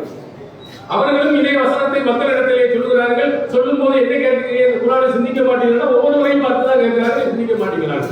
நீ எந்த குழு சிந்திக்கும், அது எந்த நபர்கள் சிந்திப்பார்கள், எந்த ஜமாத் சிந்திப்பார்கள் என்று யாரும் கேட்பதில்லை. எல்லா மனிதனுக்கும் இது கடமை இருக்கிறது. அவர்கள் என்ன செய்வார்கள், சிந்தித்து பார்த்து சரியாக இருக்கிற ஓத்தல் காய்த்தல் இல்லாமல் இவனுக்கு பிடிக்கும் இவனுக்கு பிடிக்கல இந்த ஜமாத் அதெல்லாம் பார்க்காம உண்மையிலேயே அல்லாஹ்வின் தூதர் அவர்கள் இதை சொல்வதற்கு வாய்ப்புண்டா என்று என்ன செய்ய வேண்டும், கேட்க வேண்டும் என்று சிந்தித்து பார்க்க வேண்டும். இப்படியே போனா ஆள்கால ஹதீசுகளை மறந்து கொண்டே போனார்கள் என்றால் ஏதாவது ஒரு ஹதீஸ் முக்கியமா அப்படின்னு சில கேட்க ஆள்கால எந்த ஹதீஸை பார்க்கறது? சரி, ஒரு பேசிக் அப்படின்னா எத்தனை ஹதீஸ் போயிருச்சு, லட்சம் ஹதீஸ் நம்ம மறந்துட்டோமா? நம்ம பட்டியல் போட்டு கேளுங்க, எத்தனை ஹதீஸ்கள் போட்டாங்க? 1000 ஹதீஸ் போட்டுருவாங்களா? ஒரு 100 ஹதீஸை காட்ட முடியுமா? ஒரு 50 ஹதீஸை காட்ட முடியுமா? நம்ம ஹதீஸிலே நாம் சொல்லும் போது அறிஞர்களின் அடிப்படையில் இது மாப்பு நிறுத்தி வைக்கப்படும். குர்ஆனுக்கு முரண் அப்படின்னு இருந்துச்சுன்னு சொன்னா இந்த ஹதீஸை என்ன செய்யும், நிறுத்தி வைக்கப்படும். இதை நம்ம எந்த முடிவு எடுக்க மாட்டோம். குர்ஆனுக்கு முரண் இல்லாமல் விளங்கும் விதத்தில் யாராவது விளக்கினார் அல்லது இந்த செய்திகள் வேறு அறிவிப்பாளர்கள வேறு செய்திகள்ல கூடுதலாக குர்ஆனுக்கு முரண் இல்லாமல் வருமானம் தாராளமாக ஏற்றுக்கிறோம். இது என்ன செய்யப்படுகிறது, நிறுத்தி வைக்கிறது. குர்ஆனுக்கு முரணா இருக்கிறனால நம்ம அதை பத்தி எதுவும் பேச வேண்டாம் அப்படின்னு நம்ம நிறுத்தி தான் வைக்கப்படுகிறது. இதை அறிஞர்கள் நமக்கு ஏற்றுக்கொள்ளும் விதத்தில் அதை புரிய வைப்பார்களே ஆனால், தெரிய வைப்பார்களே ஆனால் அதை ஏற்பதில் எந்த தயக்கமும் கிடையாது. இருந்துச்சுன்னா செய்வோம். அந்த அடிப்படையில் தான் அது நிறுத்தி வைக்கப்படுகிறது. லட்சக்கணக்கான ஹதீசுகளை எல்லாம் நம்ம என்ன செய்யல மருத்துவம் இல்லை. அப்படி பிரமாண்டமான ஒரு கோஷம் ஏதாவது ஹதீஸ் இந்திமாண்டு நீங்க எடுத்து பாருங்க. நம்ம ஹதீஸ் தொழுகை புத்தகம் நம்ம போட்டிருக்கோம், அதை புரட்டி பாருங்க. எத்தனை குர்ஆன் வசனம் இருக்கு, எத்தனை ஹதீஸ் இருக்கு. ஒரு பாயிண்ட் ஒரு அளவு கூட குர்ஆன் வசனம் இருக்காது. எல்லா ஹதீஸ்கள் தான் இருக்கும். ஹதீஸை மறுப்பவர்கள் என்ற பிரமாண்டத்தை நீங்க காட்டுவீங்கன்னா எப்படி தொழுவோம்? தொழுகையில அல்லாஹ் அக்பர் என்று சலாம் சொல்லுகின்ற வரையில் அத்தனையும் ஹதீஸ்கள் தான் நாங்கள் காட்டியிருக்கோம். நம்ம ஹதீஸ் மறுப்பாளர்கள் வெளியில சொல்றது ஹதீஸ் நம்ம மறுத்தமா? இந்த சமுதாயத்திலே ஹதீஸ்களுக்கு உயிர்ப்பித்து ஹதீஸ்களை பின்பற்ற வேண்டும் என்பதை அழுத்தம் திருத்தமாக நாம் தான் சொல்லிட்டு இருக்கிறோம். நீங்க நபி ஸல்லல்லாஹு அலைஹி வஸல்லம் வாழ்க்கையை அப்படியே கொண்டு வரணும், நபிமொழிகளை ஆதாரமாக காட்டினாம எத்தனை லட்சக்கணக்கான ஹதீஸ்களை இந்த மக்களிடத்தில் எடுத்து சொல்லி இருக்கிறோம், நடைமுறைப்படுத்தி இருக்கிறோம். ஆனால் யார் இவர்கள் ஹதீஸுக்கு நாங்க பாதுகாவலர் வர்றாங்களோ அவங்க தான் பல ஹதீஸ்களை மறுக்கிறார்கள், பல ஹதீஸ்களுக்கு செயல்வடிவமே கொடுக்கல. உதாரணத்துக்கு ஒரு சில செய்திகளை சொல்றேன். இப்படிப்பட்டவர்கள் எப்படி எல்லாம் நடந்திருக்காங்க. ரசூல் ஸல்லல்லாஹு அலைஹி வஸல்லம் பெருநாள் தொழுகையை திடல்ல தான் கொடுத்திருக்கிறார். பெருநாள் தொழுகையை மஸ்ஜிதுன் நபவி மற்ற பள்ளியில் தொழுவதை விட கூடுதல் நன்மை உள்ள ஒரு இடம் மஸ்ஜிதுன் நபவி. அதனை விட பெருநாள் தொழுகையை தொழுவல முசல்லா என்ற திடல்ல போய் தான் சொல்லுறாங்க. குறிப்பாக பெண்கள் பள்ளிக்கு வர முடியாது, ஒரு சில பெண்கள் மாதவிடாய் ஏற்பட்ட பெண்கள் வர முடியாதுன்றதுனால என்னவோ ரசூல் ஸல்லல்லாஹு அலைஹி வஸல்லம் திடலுக்கு அவங்க தான் கண்டிப்பா வரணும், எல்லாரும் வாங்க. மேல ஷால் போட்டு துணி அவங்க அந்த காலத்துல பஞ்சமாக இருந்ததுனால இருந்தா நீங்க உங்களுடைய தோழி கொடுத்து அவங்களையும் திடலுக்கு வர வைங்க அப்படி ரசூலுல்லாஹி ஸல்லல்லாஹு அலைஹி வஸல்லம் சொல்லியிருக்கிறாங்க. திடல்ல தான் தொழுவணும் நம்ம வலியுறுத்தினா நம்மளை எப்படி கிண்டல் பண்ணாங்க தெரியுமா? திடல் தொழுகையா ரசூலுல்லாஹ் லுஹர் அஸ்ர் மக்ரிப் இஷா சொல்லியிருக்காங்க, சும்மா சொல்லியிருக்கிறாங்க. இவங்க திடல்னு ஒரு தொழுகையா கிண்டல் பண்ணாங்க. இவங்க தான் யாரு ஹதீஸை பாதுகாக்க போறோம்னு சொல்லுவாங்க. நபி மொழியில திடலில் தொழுவதற்காக வேண்டி திடல் தொழுகை போட்டிருந்தாங்க. திடல்ல வைத்து தொழுகை நடக்கும் பெருநாள் தொழுகை சொன்னது. இது திடல் தொழுகையாக கிண்டல் பண்ணியவர்கள் இவங்க தான். அதே மாதிரி ரமலானுடைய மாதத்துல நபி ஸல்லல்லாஹு அலைஹி வஸல்லம் அவர்கள் சஹருக்கு ஒரு பாகம் சொன்னார்கள். அதே போன்று சுபூ தொழுகைக்கு ஒரு பாகம் சொன்னாங்க. சஹீஹ் புகாரி ஆதாரபூர்வமான ஹதீஸ். இதை நடைமுறைப்படுத்துறாங்களா பாருங்க. யாரெல்லாம் இந்த விமர்சனம் செய்கிறார்களோ சொல்றது இல்லை. எதுக்கு குழப்பம் வந்துடும்? நபி மொழியை சொன்னா குழப்பம் வந்துடும். அறிவு யாருடைய அறிவை வச்சு சொன்னீங்க நீங்க? இது யார் உங்களுக்கு சொல்லி தந்தது? எந்த புத்தி உங்களுக்கு இது கூடாதுன்னு சொல்லுச்சு? உங்க புத்தி தான் சொல்லுது. அல்லாஹ்வின் தூதர் அவர்கள் நேரடியாக சுட்டி காட்டினாங்க. சஹருக்கு ஒரு பாகம் சொல்லுங்க, பதிலுக்கு ஒரு பாகு. இதை நடைமுறைப்படுத்தி இருக்கிறாங்க. நடைமுறைப்படுத்தியவர்களையே கிண்டல் பண்றீங்க. ஆனா இவர்களுக்கு ஹதீஸ்களை பாதுகாக்க போறாங்க. நாம் தான் நபிமொழிகளை இன்று வரையிலேயும் சொல்லிட்டு இருக்கோம். நம்முடைய புத்தகங்கள்ல ஏராளமான நபிமொழிகள் நடைமுறை படித்திருக்கிறோம். பித்ராவில் இருந்து எடுத்துக்கொள்ளுங்க. ரசூல் ஸல்லல்லாஹு அலைஹி வஸல்லம் காட்டி இந்த சமுதாயத்திலே நடைமுறை இல்லாத எவ்வளவு செய்திகளை நடைமுறைப்படுத்தி இருக்கிறோம். பித்ரால ஒரு காலத்தில் அதற்கு மட்டும் கொடுக்கப்பட்டிருந்தது. அதை பூரா வசூல் பண்ணி ஏழை எளியவர்களுக்கு லட்சக்கணக்கான ரூபாய்கள் வாங்கி நம்ம கொடுத்திருக்கிறோம். இதெல்லாம் யார் நடைமுறைப்படுத்தினார்? அதே மாதிரி மகரிப் தொழுகையில பாகம் சொன்னோம்னா உடன் போட்டு வச்சிருப்பாங்க. ரசூல் ஸல்லல்லாஹு அலைஹி வஸல்லம் முன்சுன்னத் தொழுவதற்கு என்ன செஞ்சிருக்கிறாங்க? அனுமதி கொடுத்திருக்கிறாங்க, தொழுதிருக்கிறாங்க. அதனால அந்த தொழுவதற்கு நேரம் கொடுக்க வேண்டும் என்று நபிகளார் காட்டிய அந்த சுன்னத்தை நடைமுறைப்படுத்தியது யாரு? எல்லாமே இந்த குர்ஆன்ல உள்ளதா? நபிகள் ஸல்லல்லாஹு அலைஹி வஸல்லம் அவர்கள் சொன்ன அந்த செய்திகளை தான் இன்னும் வரையில் நடைமுறைப்படுத்தி இன்னும் வரையில் சொல்லிக் கொண்டிருக்கிறோம். நம்ம யாரும் மறுக்கவே இல்லை. ஆனால் அவர்கள் என்ன எப்படி திருப்புறாட்டா நபிமொழி ஹதீஸை மறுப்பவர்கள். ஹதீஸை யார் மறுக்கிறார்? எந்த அடிப்படையில் மறுக்கிறாங்க? ரசூல் ஸல்லல்லாஹு அலைஹி வஸல்லம் அவருடைய சொல் என்று சொல்லிக் கொண்டு ரசூலுல்லாஹ் சொன்னிட்டாங்கன்னா அதை தலைக்கு மேல் வைத்து நாங்கள் தான் ஆடுவோம். ஃபர்ஸ்ட் அதை நாங்கள் தான் நடைமுறைப்படுத்துவோம். ரசூலுல்லாஹ் சொன்னாங்களா இல்லையா? அதை முதல்ல முடிவு பண்ணணுமா இல்லையா? நீங்கள் எப்படி பண்ணுகிறீங்க? நீங்க சொன்ன அடிப்படையில ஹதீஸ்களை இப்படியே சொன்னா அப்படியே குறைஞ்சு போகுங்களா? இதே சுன்னத்துல் ஜமாத்தை சார்ந்தவன் உங்களிடம் திருப்பி கேட்டா என்ன சொல்லுவீங்க? என்ன செய்ய லைஃப் பூரா நீங்க கழிச்சீங்கன்னு சொன்னா ஒரு ஹதீஸாவது முடிஞ்சுமா? அப்படி அவங்க உங்கள்கிட்ட கேட்டா என்ன சொல்லுவீங்க? பலகீனமான செய்தி ஏத்துக்க அப்படி நீங்க ஏற்றுக்கொள்ளலாம் நீங்க ஒரு முடிவுக்கு வந்தீர்களானா கரெக்ட், உங்களுடைய வாதம் தெரியும். அப்பதான் நிறைய ஹதீஸ்கள் நானே சொன்ன புகாரி இமாம் 2 லட்சம் பலகீனமான ஹதீஸ்களை மனம் செஞ்சிருக்காரு. அதையும் சேர்த்து சொல்லுங்க.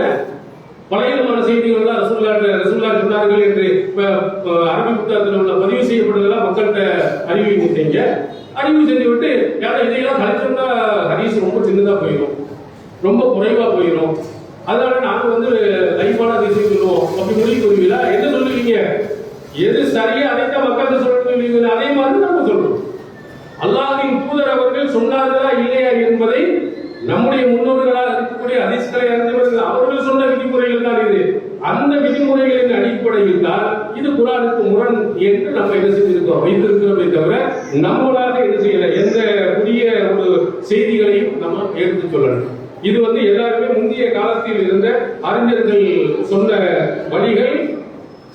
அதே மாதிரி ஃபக்ருத்தீன் ராஸி அவங்க சொல்லுவாங்க, புகாரி முஸ்லிமுடைய நபிமொழிகளை பற்றி அஸ்ஹபுல் குத்துபி பாதல் குர்ஆன், குர்ஆனுக்கு பிறகு ரொம்ப ஆதாரபூர்வமான செய்தி என்றால் புகாரி முஸ்லிம்.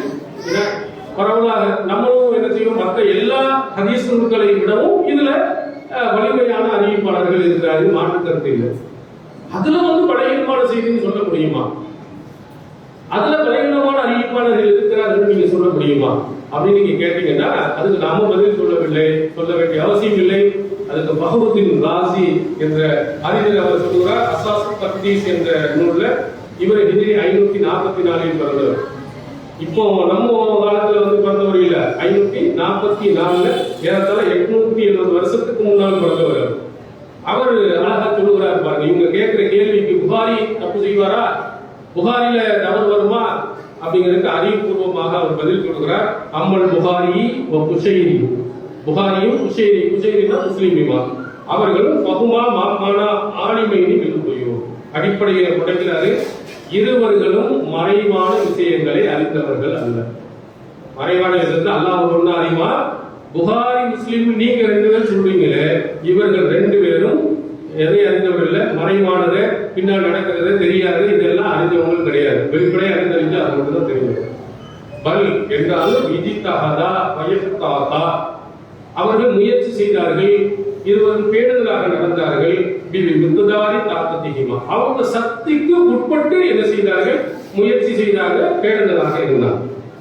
அடுத்து நீங்க சொல்றீங்களே எல்லாம் தெரிஞ்சவங்க புகாரின்னு அதுக்கு அடிக்கிறார். அம்மா எத்திகாலு அன்னகுமா அலிமா ஜமீல் அஹ்வாலி வாகியத்திக்கு ஜமானி ரசூலுல்லாஹி ஸல்லல்லாஹு அலைஹி வஸல்லம் இலா ஜமானினா, அல்லாஹ்வின் தூதர் அவருடைய காலத்தில் இருந்து இன்றைய காலம் வரையிலேயும் உள்ள அனைத்து நிலைகளையும் அவர் இருவரும் அறிந்தார்கள் என்று நீங்கள் நம்பிக்கை வைப்பது எல்லாம் தெரியும். ஒரு அறிவிப்பாளர் கூட தப்பு அவருக்கு வந்திருக்க முடியாது, ரொம்ப பர்ஃபெக்டா இருப்பாரு, அவரை எவனும் என்ன செய்ய முடியாது, ஏமாற்ற முடியாது அப்படின்னு நீங்கள் நினைத்தால் எல்லாத்தையும் தெரியும். எவன் பொய்யன், எவன் நல்லவன், எவன் கெட்டவன் எல்லாத்தையும் உள்ளத்தையெல்லாம் அறிஞ்சு எடுத்து அற்புதமான இரு தலைவர்கள் என்று நீங்கள் நம்பினார். எந்த அறிவாளியும் இப்படி சொல்ல மாட்டார். சொல்லுவாங்க ரசூலுல்லாஹி ஸல்லல்லாஹு அலைஹி காலத்துல இருந்து அவங்க புகாரி முஸ்லிமுடைய காலம் வரையிலையும் உள்ள அத்தனை நிலைகளையும் அவர் அறிந்தார். ஒவ்வொரு மனிதன் நல்லவனா கெட்டவனா என்ற உள்ளத்தை எல்லாம் அறிந்தார். எவனாவது ஒரு அறிவாளி சொல்லுவானா, ஒரு புத்திசாலி சொல்லுவானா? சொல்ல மாட்டார். கண்டிப்பாக அவர்களையும் ஏமாற்றியவன் இருப்பான், தவறு இழைத்தவன் இருப்பான் என்று அவர் சொல்லிவிட்டு அடுத்து சொல்கிறார். ஆனால் நாம் அவர்கள் விஷயத்தில் 2 பேருக்கு நல்லெண்ணம் வைப்போம். அதே மாதிரி வீரத்தீன ரவையானும் அவர்கள் யாருக்கு அறிவிக்கிறாங்களோ அவர்களையும் நல்லெண்ணம் வைப்போம். இருந்தாலும் இன்னா இதா ஷாஹதுனா கபரன் முஸ்தமினன் அலா முன்கரின் மறுக்கப்பட வேண்டிய ஒரு செய்தியை நாம் பார்த்தால் புகாரியில முஸ்லிம்ல பார்க்கிறோம், ரொம்ப மறுக்கிற மாதிரி ஒரு மோசமான ஒரு செய்தியா இருக்கிறது. லா யும்கினு இஸ்னாது இலா ரசூலுல்லாஹி ஸல்லல்லாஹு அலைஹி வஸல்லம், அல்லாஹ்வின் தூதரின் பக்கம் இதை இணைப்பது சாத்தியமில்லை. இந்த சூழல் எப்படிங்க சொல்ல முடியும் அப்படிங்கிற மாதிரி ஒரு செய்தியை நீங்கள் பார்த்தால் நாம் உறுதியாக முடிவெடுப்போம் அன்னமும் இந்த மௌலானி மலாஹா. இது காபிர் அல்லாஹ்வை மறுத்தவர்களுடைய இட்டுக்கட்டப்பட்ட செய்திகள் உள்ளது. வமின் தர்வீஜாத்திஹிம் அலா உலாயில் முஹத்திஸீன். அந்த முஹத்திஸீன்கள் ஹதீஸ்களை அறிஞர்களை அழகுபடுத்தி காட்டியவைகளில் இதுவும் ஒன்று என்று முடிவெடுப்போம். அவர் சொல்றத பாருங்க, புகாரி முஸ்லிம்ல ஒரு ஹதீஸை பார்க்கிறோம், இதை ரசூலுல்லாஹ்வோட இணைக்கவே முடியாதுங்க, அப்படிப்பட்ட செய்தி மாதிரி இல்லை அப்படின்னு நமக்கு தெரிந்தால் நம்ம என்ன முடிவெடுக்கணும்னா இது ஏதோ ஒரு காபிர் பெயர் இஸ்லாத்தை வெறுப்பதற்காக வேண்டி உள்ள நுழைச்சிருக்கிறான். அவன் இந்த ரெண்டு பேர்த்தையும் நல்லவன் மாதிரி நடிச்சிருக்கிறான், இது நல்ல செய்தி மாதிரி அழகுபடுத்தி காட்டி இருக்கிறான் என்று உறுதியாக சொல்லுவோம் அப்படின்னு சொல்லுவார். இது நாம் சொல்லல, புகாரி முஸ்லிமிலேயும் இருக்கலாம். அது யார் என்று நமக்கு தெரியாமல் போகலாம். அந்த மனிதர் யார் நமக்கு தெரியும் போது வெளிப்படையை சொல்லுவோம். இல்லை, அந்த செய்தியை பார்த்த உடனே அல்லாஹ்வின் தூதர் அவர்களோட இணைக்கவே முடியாத அளவுக்கு மோசமான செய்தியாக இருக்கிறார், எவ்வளவு ஒரு ஏமாத்துக்கான உள்ள நுழைந்து இருக்கிறார். அதான் ஹதீஸ்களில் அழகாக சொல்லுவார்கள், ஜவாஸில் ஹதயி வன் நிஸ்யானி அலல் சிக்கத். இது இத்தனை சொல்லி இருக்கலாம். அல்லது நம்பகமான ஒரு அறிவிப்பாளர் தவறு இழைப்பதற்கும் மறதியாக சொல்லி விடுவதற்கும் வாய்ப்பு இருப்பதின் காரணத்தினால் தெரியாதவங்க ஏதோ ஒரு வார்த்தையை கூடுதல் குறைவா போட்டுருக்காங்க, ஒரு செய்தியை என்ன சொல்லி இருக்கிறாங்க, யாரோ ஒரு சொன்னதை பற்றி ரசூலுல்லாஹ் மாற்றி சொல்லி இருக்கலாம். யாரு நம்பகமான அறிவிப்பாளர், அவர் அந்த விதி என்ன சொல்லுகிறதுனா எவ்வளவு நம்பகமானவராக இருந்தாலும் அவர்கிட்டையும் தப்பு வரும், மறதி வரும். சொல்லுங்க, ஒரு ஆளை தப்பே வாழ்நாள்ல வராதுங்க நம்ம உலகத்தில் ஒரு ஆள் சொல்ல முடியுமா? மறதியே வராது அப்படின்னு ஒருத்தர் சொல்ல முடியுமா? ஒருத்தருக்கு சொல்ல முடியும். எந்த மனிதனும் நசியா உங்களுடைய இறைவன் தான் மறதியே இல்லாதவன், கரெக்டா நினைவு வைத்துக் கொண்டிருப்போம். அல்லாஹ் தான், தப்பே செய்யாதவன் அல்லாஹ் ஒருவன் தான். நம்பகமானவர் அப்படின்னு நீங்க சொல்லிட்டீங்கன்னு சொன்னா அங்க எதுவுமே தப்பு வராதா, மறதி வராதா? கண்டிப்பா வரும் என்பது ஹதீஸ் கலையினுடைய விதிகளில் உள்ளது. அதனால ரசூலுல்லாஹி ஸல்லல்லாஹு அலைஹி வஸல்லம் அவர்களுடைய செய்திகள் இட்டு கட்டப்பட்டது என்று சொன்னால் அறிஞர்கள் சொல்கிறார்கள், தொடர் பார்த்த உடனே அழகா தெரியும், உன்னுடைய அறிவுக்கு எதிரானதா இருக்கும், உன் மனசை ஏற்றுக்கொள்ள முடியாத மாதிரி இருக்கும். நம்பகமானவர்கள் அறிவித்திருந்தாலும் அது குர்ஆனுக்கு முரணாக இருந்தால் அது மறுக்கப்படணும், அறிவுக்கு பொருத்தப்பட்டதாக இருந்தால் அது மறுக்கப்படணும். இவைகளெல்லாம் நாம் சொன்னதல்ல. முந்தைய காலத்துல 500 வருடங்களுக்கு முன்னால் 900 வருடங்களுக்கு முன்னால் வாழ்ந்த ஹதீஸ்களை அறிஞர்கள் என்ன செஞ்சிருக்கிறார்கள், சொல்லியிருக்கிறார். சரி, இதை நீங்க சொல்லலாம், இதெல்லாம் விதிகள். ஏதாவது ஹதீஸ் படித்திருக்காங்க சொல்லு பார்ப்போம். புகாரில் ஒரு ஹதீஸ் சொல்லுங்க பார்ப்போம். இந்த ஹதீஸ் இதுக்கு முரணா இருக்கு, இதுக்கு இருக்கு அப்படி நீங்க தானே சொல்றீங்க. ஹதீஸ் இதுக்கு முரணா அதுக்கு முரணா அடிச்சு விடுறீங்க. முந்தைய காலத்தில் உள்ளவங்க இது குர்ஆனுக்கு முரண், இந்த புகாரியுடைய ஹதீஸ் மறுக்கணும் அப்படின்னு சொல்லியிருக்காங்களா, காட்டி பார்க்கலாம் ஆதாரம் அப்படின்னு நீங்க கேட்டீங்கன்னா அதுக்கும் ஆதாரம் இருக்கு. நம்ம மட்டும் இல்ல, முன்னாடி மறுத்து இருக்கிறாங்க. அதுல புகாரியில் இடம்பெறக்கூடிய ஒரு செய்தி, புகாரில 1513வது செய்தியாக பதிவு செய்யப்பட்டிருக்கிறது. இதுல என்ன, ஒரு பெண்மணி ஹஷாமியா என்ற கோத்திரத்தை சார்ந்த ஒரு பெண்மணி ரசூலுல்லாஹ் வந்து சொல்றாங்க, என்னுடைய தந்தை ரொம்ப வயோதிகமானவராயிருக்காரு, அவர்ல இந்த வாகனத்தில் ஏறி போக முடியாத சூழ்நிலையா இருக்கு, அவசரமா நான் ஹஜ் செய்யணுமா, ஹஜ் கடமை. அப்ப அவர் சொல்லுகிறாங்க, ரசூலுல்லாஹ் ஆமா செய்யணும் அப்படின்னு ஹதீஸ் புகாரில இருக்கு. இந்த ஹதீஸை பற்றி என்ன அறிஞர்கள் கருத்து சொல்லியிருக்கிறாங்க, மறுத்திருக்கிறாங்கன்னா ஃபத்ஹுல் பாரி புகாரியுடைய சிறந்த விரிவுரை நூல்ல குர்துபி சொன்னதா இமாம் மாலிக் இருக்காரு இல்லையா, அவர் சொன்ன கருத்தை அவர் குறிப்பிடுகிறார்.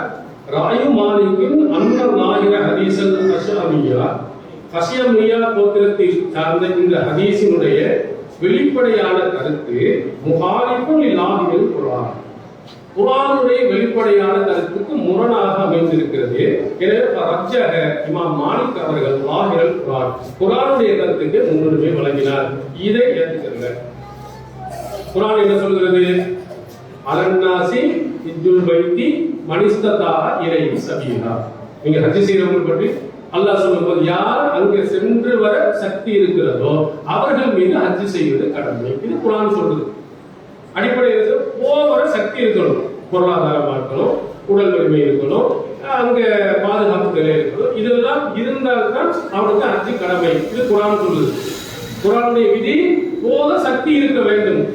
ஆனா இந்த அஸ்லாமியா குலத்தைக்காரன் அந்த பெண்மணி சொன்ன செய்திகள் இருக்கு, அவர் முடியலங்கிறாரு, வாகனத்தில் ஏறி போக முடியாத அளவுக்கு இருக்குங்கிறாரு. அப்படி இருக்கும்போது ரசூலுல்லாஹி ஸல்லல்லாஹு ஹஜ் செய்யணும் அவர் கடமையே இல்லையே. அல்லாஹ் இல்லைன்னு சொல்றான். குர்ஆன் அவனுக்கு சக்தி கிடையாது, சக்தி உள்ளவனுக்கான இந்த ஹதீஸ் இருக்குன்னு கட்டாயம் என்று பேசுகிறது. எனவே இந்த ஹதீஸை ஏற்கக்கூடாது, குர்ஆனுடைய வெளிப்படையான கருத்தா முன்னுரிமை கொடுக்கணும்னு மாலிக் இமாம் சொல்றாங்க. இது நம்ம சொன்னது புகாரியுடைய ஹதீஸ் தான் இது. இந்த ஹதீஸை என்ன செஞ்சிருக்கிறாங்க, மறுத்து இருக்கிறாங்க. இது ஒன்று. அடுத்து இன்னொரு செய்தி புகாரியில 3350. இதுல மறுமை நாள்ல அல்லாஹ் தஆலா வந்து ஆசர், உங்களுக்கு தெரியும், இப்ராஹிம் நபியுடைய தந்தை, அவர் நரகத்தில் போடும்போது இப்ராஹிம் நபி அங்க வந்து அல்லாஹ்ட்ட சொல்லுவாங்க, யா அல்லாஹ், நீ எனக்கு வாக்குறுதி கொடுத்திய, மறுமை நாளை என்னை இழிவுபடுத்த மாட்டேன்னு சொன்னீங்க, என் தந்தையே இந்த மாதிரி ஒரு சூழ்நிலைக்கு உன்னுடைய ரஹமத்தை விட்டு தூரமாக்கி போட்டிருக்க, அதை விட வேறு எந்த இழிவு இருக்கும் அப்படின்னு ஒரு செய்தி தகவல்.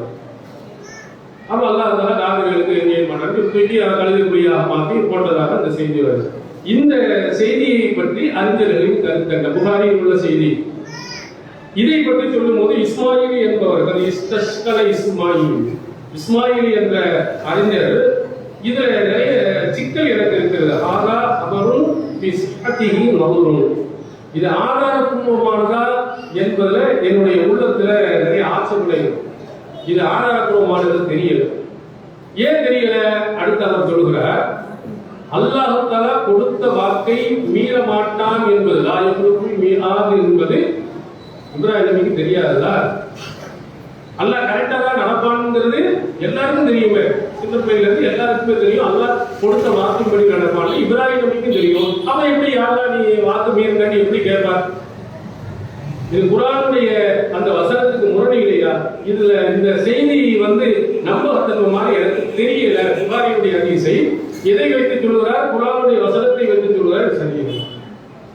அடுத்து ஹாஃபிஸ் இப்னு ஹஜர் அதே செய்தியின் பின்னணியில சொல்கிறார், வகால கைருஹு, இந்த இஸ்மாயில் அல்லாதவர்கள் சொல்கிறார்கள், ஆதல் ஹதீஸ் முஹாரிஃபுன் லிலாஹி கௌலி தஆலா, அல்லாஹ்வுடைய ஒரு வசனத்தினுடைய நேரடியான கருத்துக்கு முரணாக இருக்கிறது. என்ன வசனம்? மாகான இஸ்திக்பார் இப்ராஹிம் அபிஹி இல்லா மௌஇதத்தம் வஅதஹா இய்யாஹு ஃபலம்மா தபய்யன லஹு அன்னஹு அதுவும் இல்லா தபர்ரஅ மின்ஹு இன்ன இப்ராஹிம தஅவ்வாஹு. அல்லாஹ் தஆலா சொல்கிறார், இப்ராஹிம் நபி தன்னுடைய தந்தைக்காக வேண்டி பாவ மன்னிப்பு தேடினார். ஏன் தேடினாருன்னா, முன்னாடி வாக்குறுதி கொடுத்தார், தந்தை உங்களுக்காக நான் பாவ மன்னிப்பு தேடுவேன்னு சொன்னாரு. அதுக்காக பாவ மன்னிப்பு தேடினார். அடுத்து பலமா தபய்யனலஹு அன்னஹு அதுவும் இல்லா, இவர் அல்லாஹ்வுடைய விரோதி என்று தெரிந்தவுடன் அதிலிருந்து விலகிக் கொண்டார். இந்த அல்லாஹ் என்ன செய்யக்கூடாது, பாவ மன்னிப்பு தேடக்கூடாது என்று திருந்திட்டாரு அப்படின்னு அல்லாஹ் குர்ஆன்ல சொல்றான். இந்த உலகத்தில் இருக்கும் போதே ஆசருங்கிற வந்து இஸ்லாத்துக்கு எதிரானவன், அல்லாஹ்வுக்கு எதிரானவன், அவன் கொள்கைகள் சரியில்லை, இணை வைப்புங்கிறத அல்லாஹ் புரிய வச்சோன்னா விளைவிட்டவது. மறுமையினால நரகத்துல தூக்கி போடும்போது எப்படி கேட்பாரு? இது நம்ம கருத்து இல்ல, அவங்க கேட்கிற கருத்து. இது குர்ஆனுடைய வசனங்களுக்கு மாற்றம் என்று இஸ்மாயிலி அல்லாத மற்றவர்களும் இது குர்ஆனுக்கு முரண் என்று இந்த புகாரியுடைய ஹதீஸை சொல்கிறார்கள். எல்லாம் நம்மளாண்டு வெளித்தோற்றத்தில் சொல்றாங்களே, இதெல்லாம் முந்தைய அறிஞர்கள் புகாரியுடைய ஹதீஸை சொன்னது தானே. இது மாதிரி பல செய்திகளை என்ன செஞ்சிருக்கிறாங்க, பார்த்திருக்கிறார். இதெல்லாம் யாரா அறிஞருங்க சஹாபாக்கள் செஞ்சிருக்காங்களா? நபி தோழர்கள் அப்படி நடந்திருக்கா? அவங்க நபிமொழியை மறுத்திருக்காங்களா? ஆதாரம் காட்ட முடியுமா? இப்படின்னு நீங்க கேட்டீங்கன்னா அதுக்கும் என்ன செய்யலாம், காட்டலாம். அங்கே இருக்கு. இன்னும் சொல்ல போனா அந்த அடிப்படையே நமக்கு சொல்லி தந்தவர்களே நபி தோழர்கள் தான். குர்ஆனுக்கு முரணாக இருந்தால் அது நபிமொழியாக இருக்காது. ரசூலுல்லாஹ் பேர்ல யாரும் சொல்லி இருக்காங்க, ரசூலுல்லாஹ்வுடைய செய்தியை நம்ம மறுக்கவே இல்லை. அது நீங்க ஆழமா பதிவு வச்சுக்கிறீங்க. ரசூலுல்லாஹ் பெயர்ல ரசூலுல்லாஹ் சொன்னதாக சொல்லப்பட்ட பொய்யான செய்தி என்றுதான் மறுக்கணுமே தவிர ரசூலுல்லாஹ் சொல்லிட்டாங்க மறுக்க மாட்டோம். அது உறுதியா இருந்தா மறுக்க மாட்டோம், நடைமுறைப்படுத்தும். ரசூலுல்லாஹ் சொன்னதாக சொல்லப்படக்கூடிய செய்தி. இதை யாரு மறுக்கிறாங்க பாருங்க. நபி தோழர்கள் நமக்கு என்ன செய்கிறார்கள்? அழகான ஒரு முன்மாதிரியா காட்டுறாங்க. அதுல எப்படிப்பட்ட நபித்தோழர் பாருங்க, உமர் பின் கத்தாப் ரலியல்லாஹு அன்ஹு, உங்களுக்கு எல்லாம் தெரிந்த மிகச்சிறந்த ஒரு நபித்தோழர் பட்டியலில் உள்ளவங்க. இவர்கள் நபிமொழியை ஏற்றாங்களா மறுத்தாங்களா? குர்ஆனுடைய வசனங்களுக்கு முரண் என்று சொன்னோம்னா அதெல்லாம் இல்ல, அதை ஏற்றுக்காங்கன்னு சொன்னாங்களா, ஏற்றுக்கிற கூடாது என்று சொன்னார்களா என்றால் சஹீஹ் முஸ்லிமில் 2963வது செய்தி. சம்பவம் என்ன? ஃபாத்திமா பின்த் கைஸ் ரலியல்லாஹு அன்ஹா அவங்க இதா இருக்கிறாங்க, தலாக் விடப்பட்டாங்க. ரசூலுல்லாஹ் போய் சொல்லும்போது ஃபாத்திமா பின்த் கைஸ் ரலியல்லாஹு அன்ஹா அவங்க சொல்றாங்க, தலாக் விடப்பட்ட ஆளுக்கு தங்குறதுக்கு இடம் கொடுப்பதும் அவங்களுக்கு அந்த காலத்துல செலவழிப்பதும் அந்த கணவன் மேல கடமை கிடையாது, அவர் கொடுக்க வேண்டிய அவசியம் இல்லை அப்படின்னு அல்லாஹ்வின் தூதர் சொல்லி விட்டதாக யார் சொல்றாங்க? நேரடியாக சம்பந்தப்பட்ட ஃபாத்திமா பின்த் கைஸ் ரலியல்லாஹு அன்ஹா ஒரு நபித்தோழி சொல்றாங்க. ரசூலுல்லாஹ் நேரடி அங்க இடையில ஆளுலாம் நிறைய பேர்லாம் ஒன்றும் கிடையாது, டைரக்டா ரசூலுல்லாஹ் சம்பந்தப்பட்டாலே அவங்க சொன்னதாக ஒரு செய்தி வருது. இந்த செய்தி உமர் பின் கத்தாப் ரலியல்லாஹு அவர்களுக்கு ஒரு சஹீஹ் முஸ்லிமில் உள்ள செய்தி. அப்போ உமர் ரலியல்லாஹு அவர்கள் இந்த செய்திக்கு என்ன பதில் சொல்கிறார்கள் என்று பாருங்க. லா நத்ருக்கு கிதாப் அல்லாஹ், அல்லாஹ்வுடைய வேதத்தை நாம் விட்டுவிட மாட்டோம். வசுன்னத்த நபியினா ஸல்லல்லாஹு அலைஹி வஸல்லம் லிகௌலி இம்ராத்தின், ஒரு பெண்ணினுடைய சொல்லுக்காக வேண்டி நபியினுடைய சுன்னத்தையும் திருக்குர்ஆனுடைய சட்டங்களையும் நாம விட்டுற மாட்டோம் அப்படின்னு சொல்லிட்டு இந்த பெண்மணி லா நத்ரி அல்லாஹ் ஹஃபிலத் அவ் நஸியத், அந்த பெண்மணி கரெக்டா அந்த செய்தியை நடுவுல வச்சிருக்காங்களா மறந்துட்டாங்களான்னு எனக்கு தெரியல. லஹா சுக்குனா ஒன்னா, அந்த பெண்ணுக்கு யார் தலாக்கு விடப்பட்ட பெண்ணுக்கு இருக்கிறதுக்கு இடமும் கொடுக்கணும், செலவுக்கு காசும் கொடுக்கணும். அதுக்கு அவர் காட்டிய ஆதாரம் இந்த பெண்ணினுடைய சொல்ல. பெண்ணிட யாரோ ஒரு பொண்ணு இல்ல, நபித்தோழி, அதுவும் எங்கேயோ உள்ள நபித்தோழி அல்ல, சம்பந்தப்பட்ட ஒரு விஷயத்திலே ஈடுபட்ட அந்த பெண்மணி அவருடைய கருத்தை மறுக்கிறார்கள். அதுக்கு அவங்க சொன்னது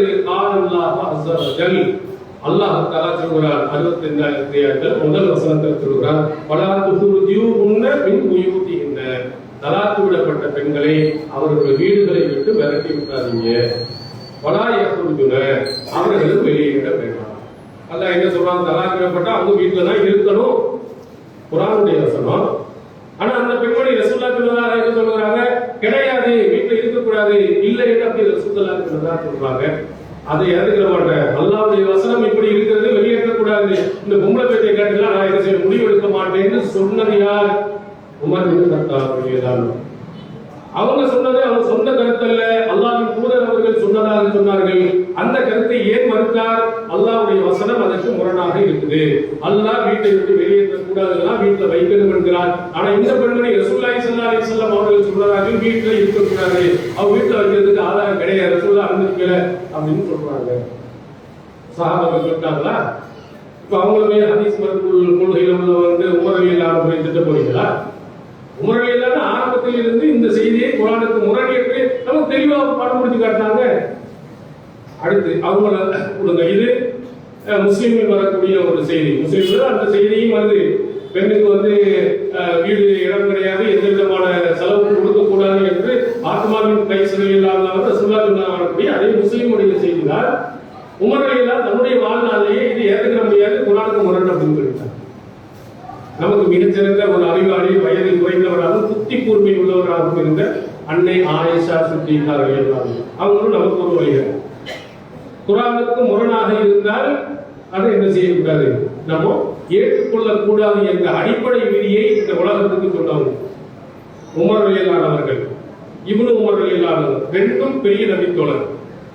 உமர் உங்களுக்கு தெரியும், இப்னு உமர் ரசூலுல்லாஹ்வுடைய காலத்துல அவருடைய கடந்தவர் கல்யாணம் முடிக்கிற வரையிலேயும் பள்ளியாசல் அவருக்கு பைத்தி அல் மஸ்ஜித், என்னுடைய வீடு பள்ளியாசலாகவே இருந்தது என்று சொன்னவர் இப்னு உமர்.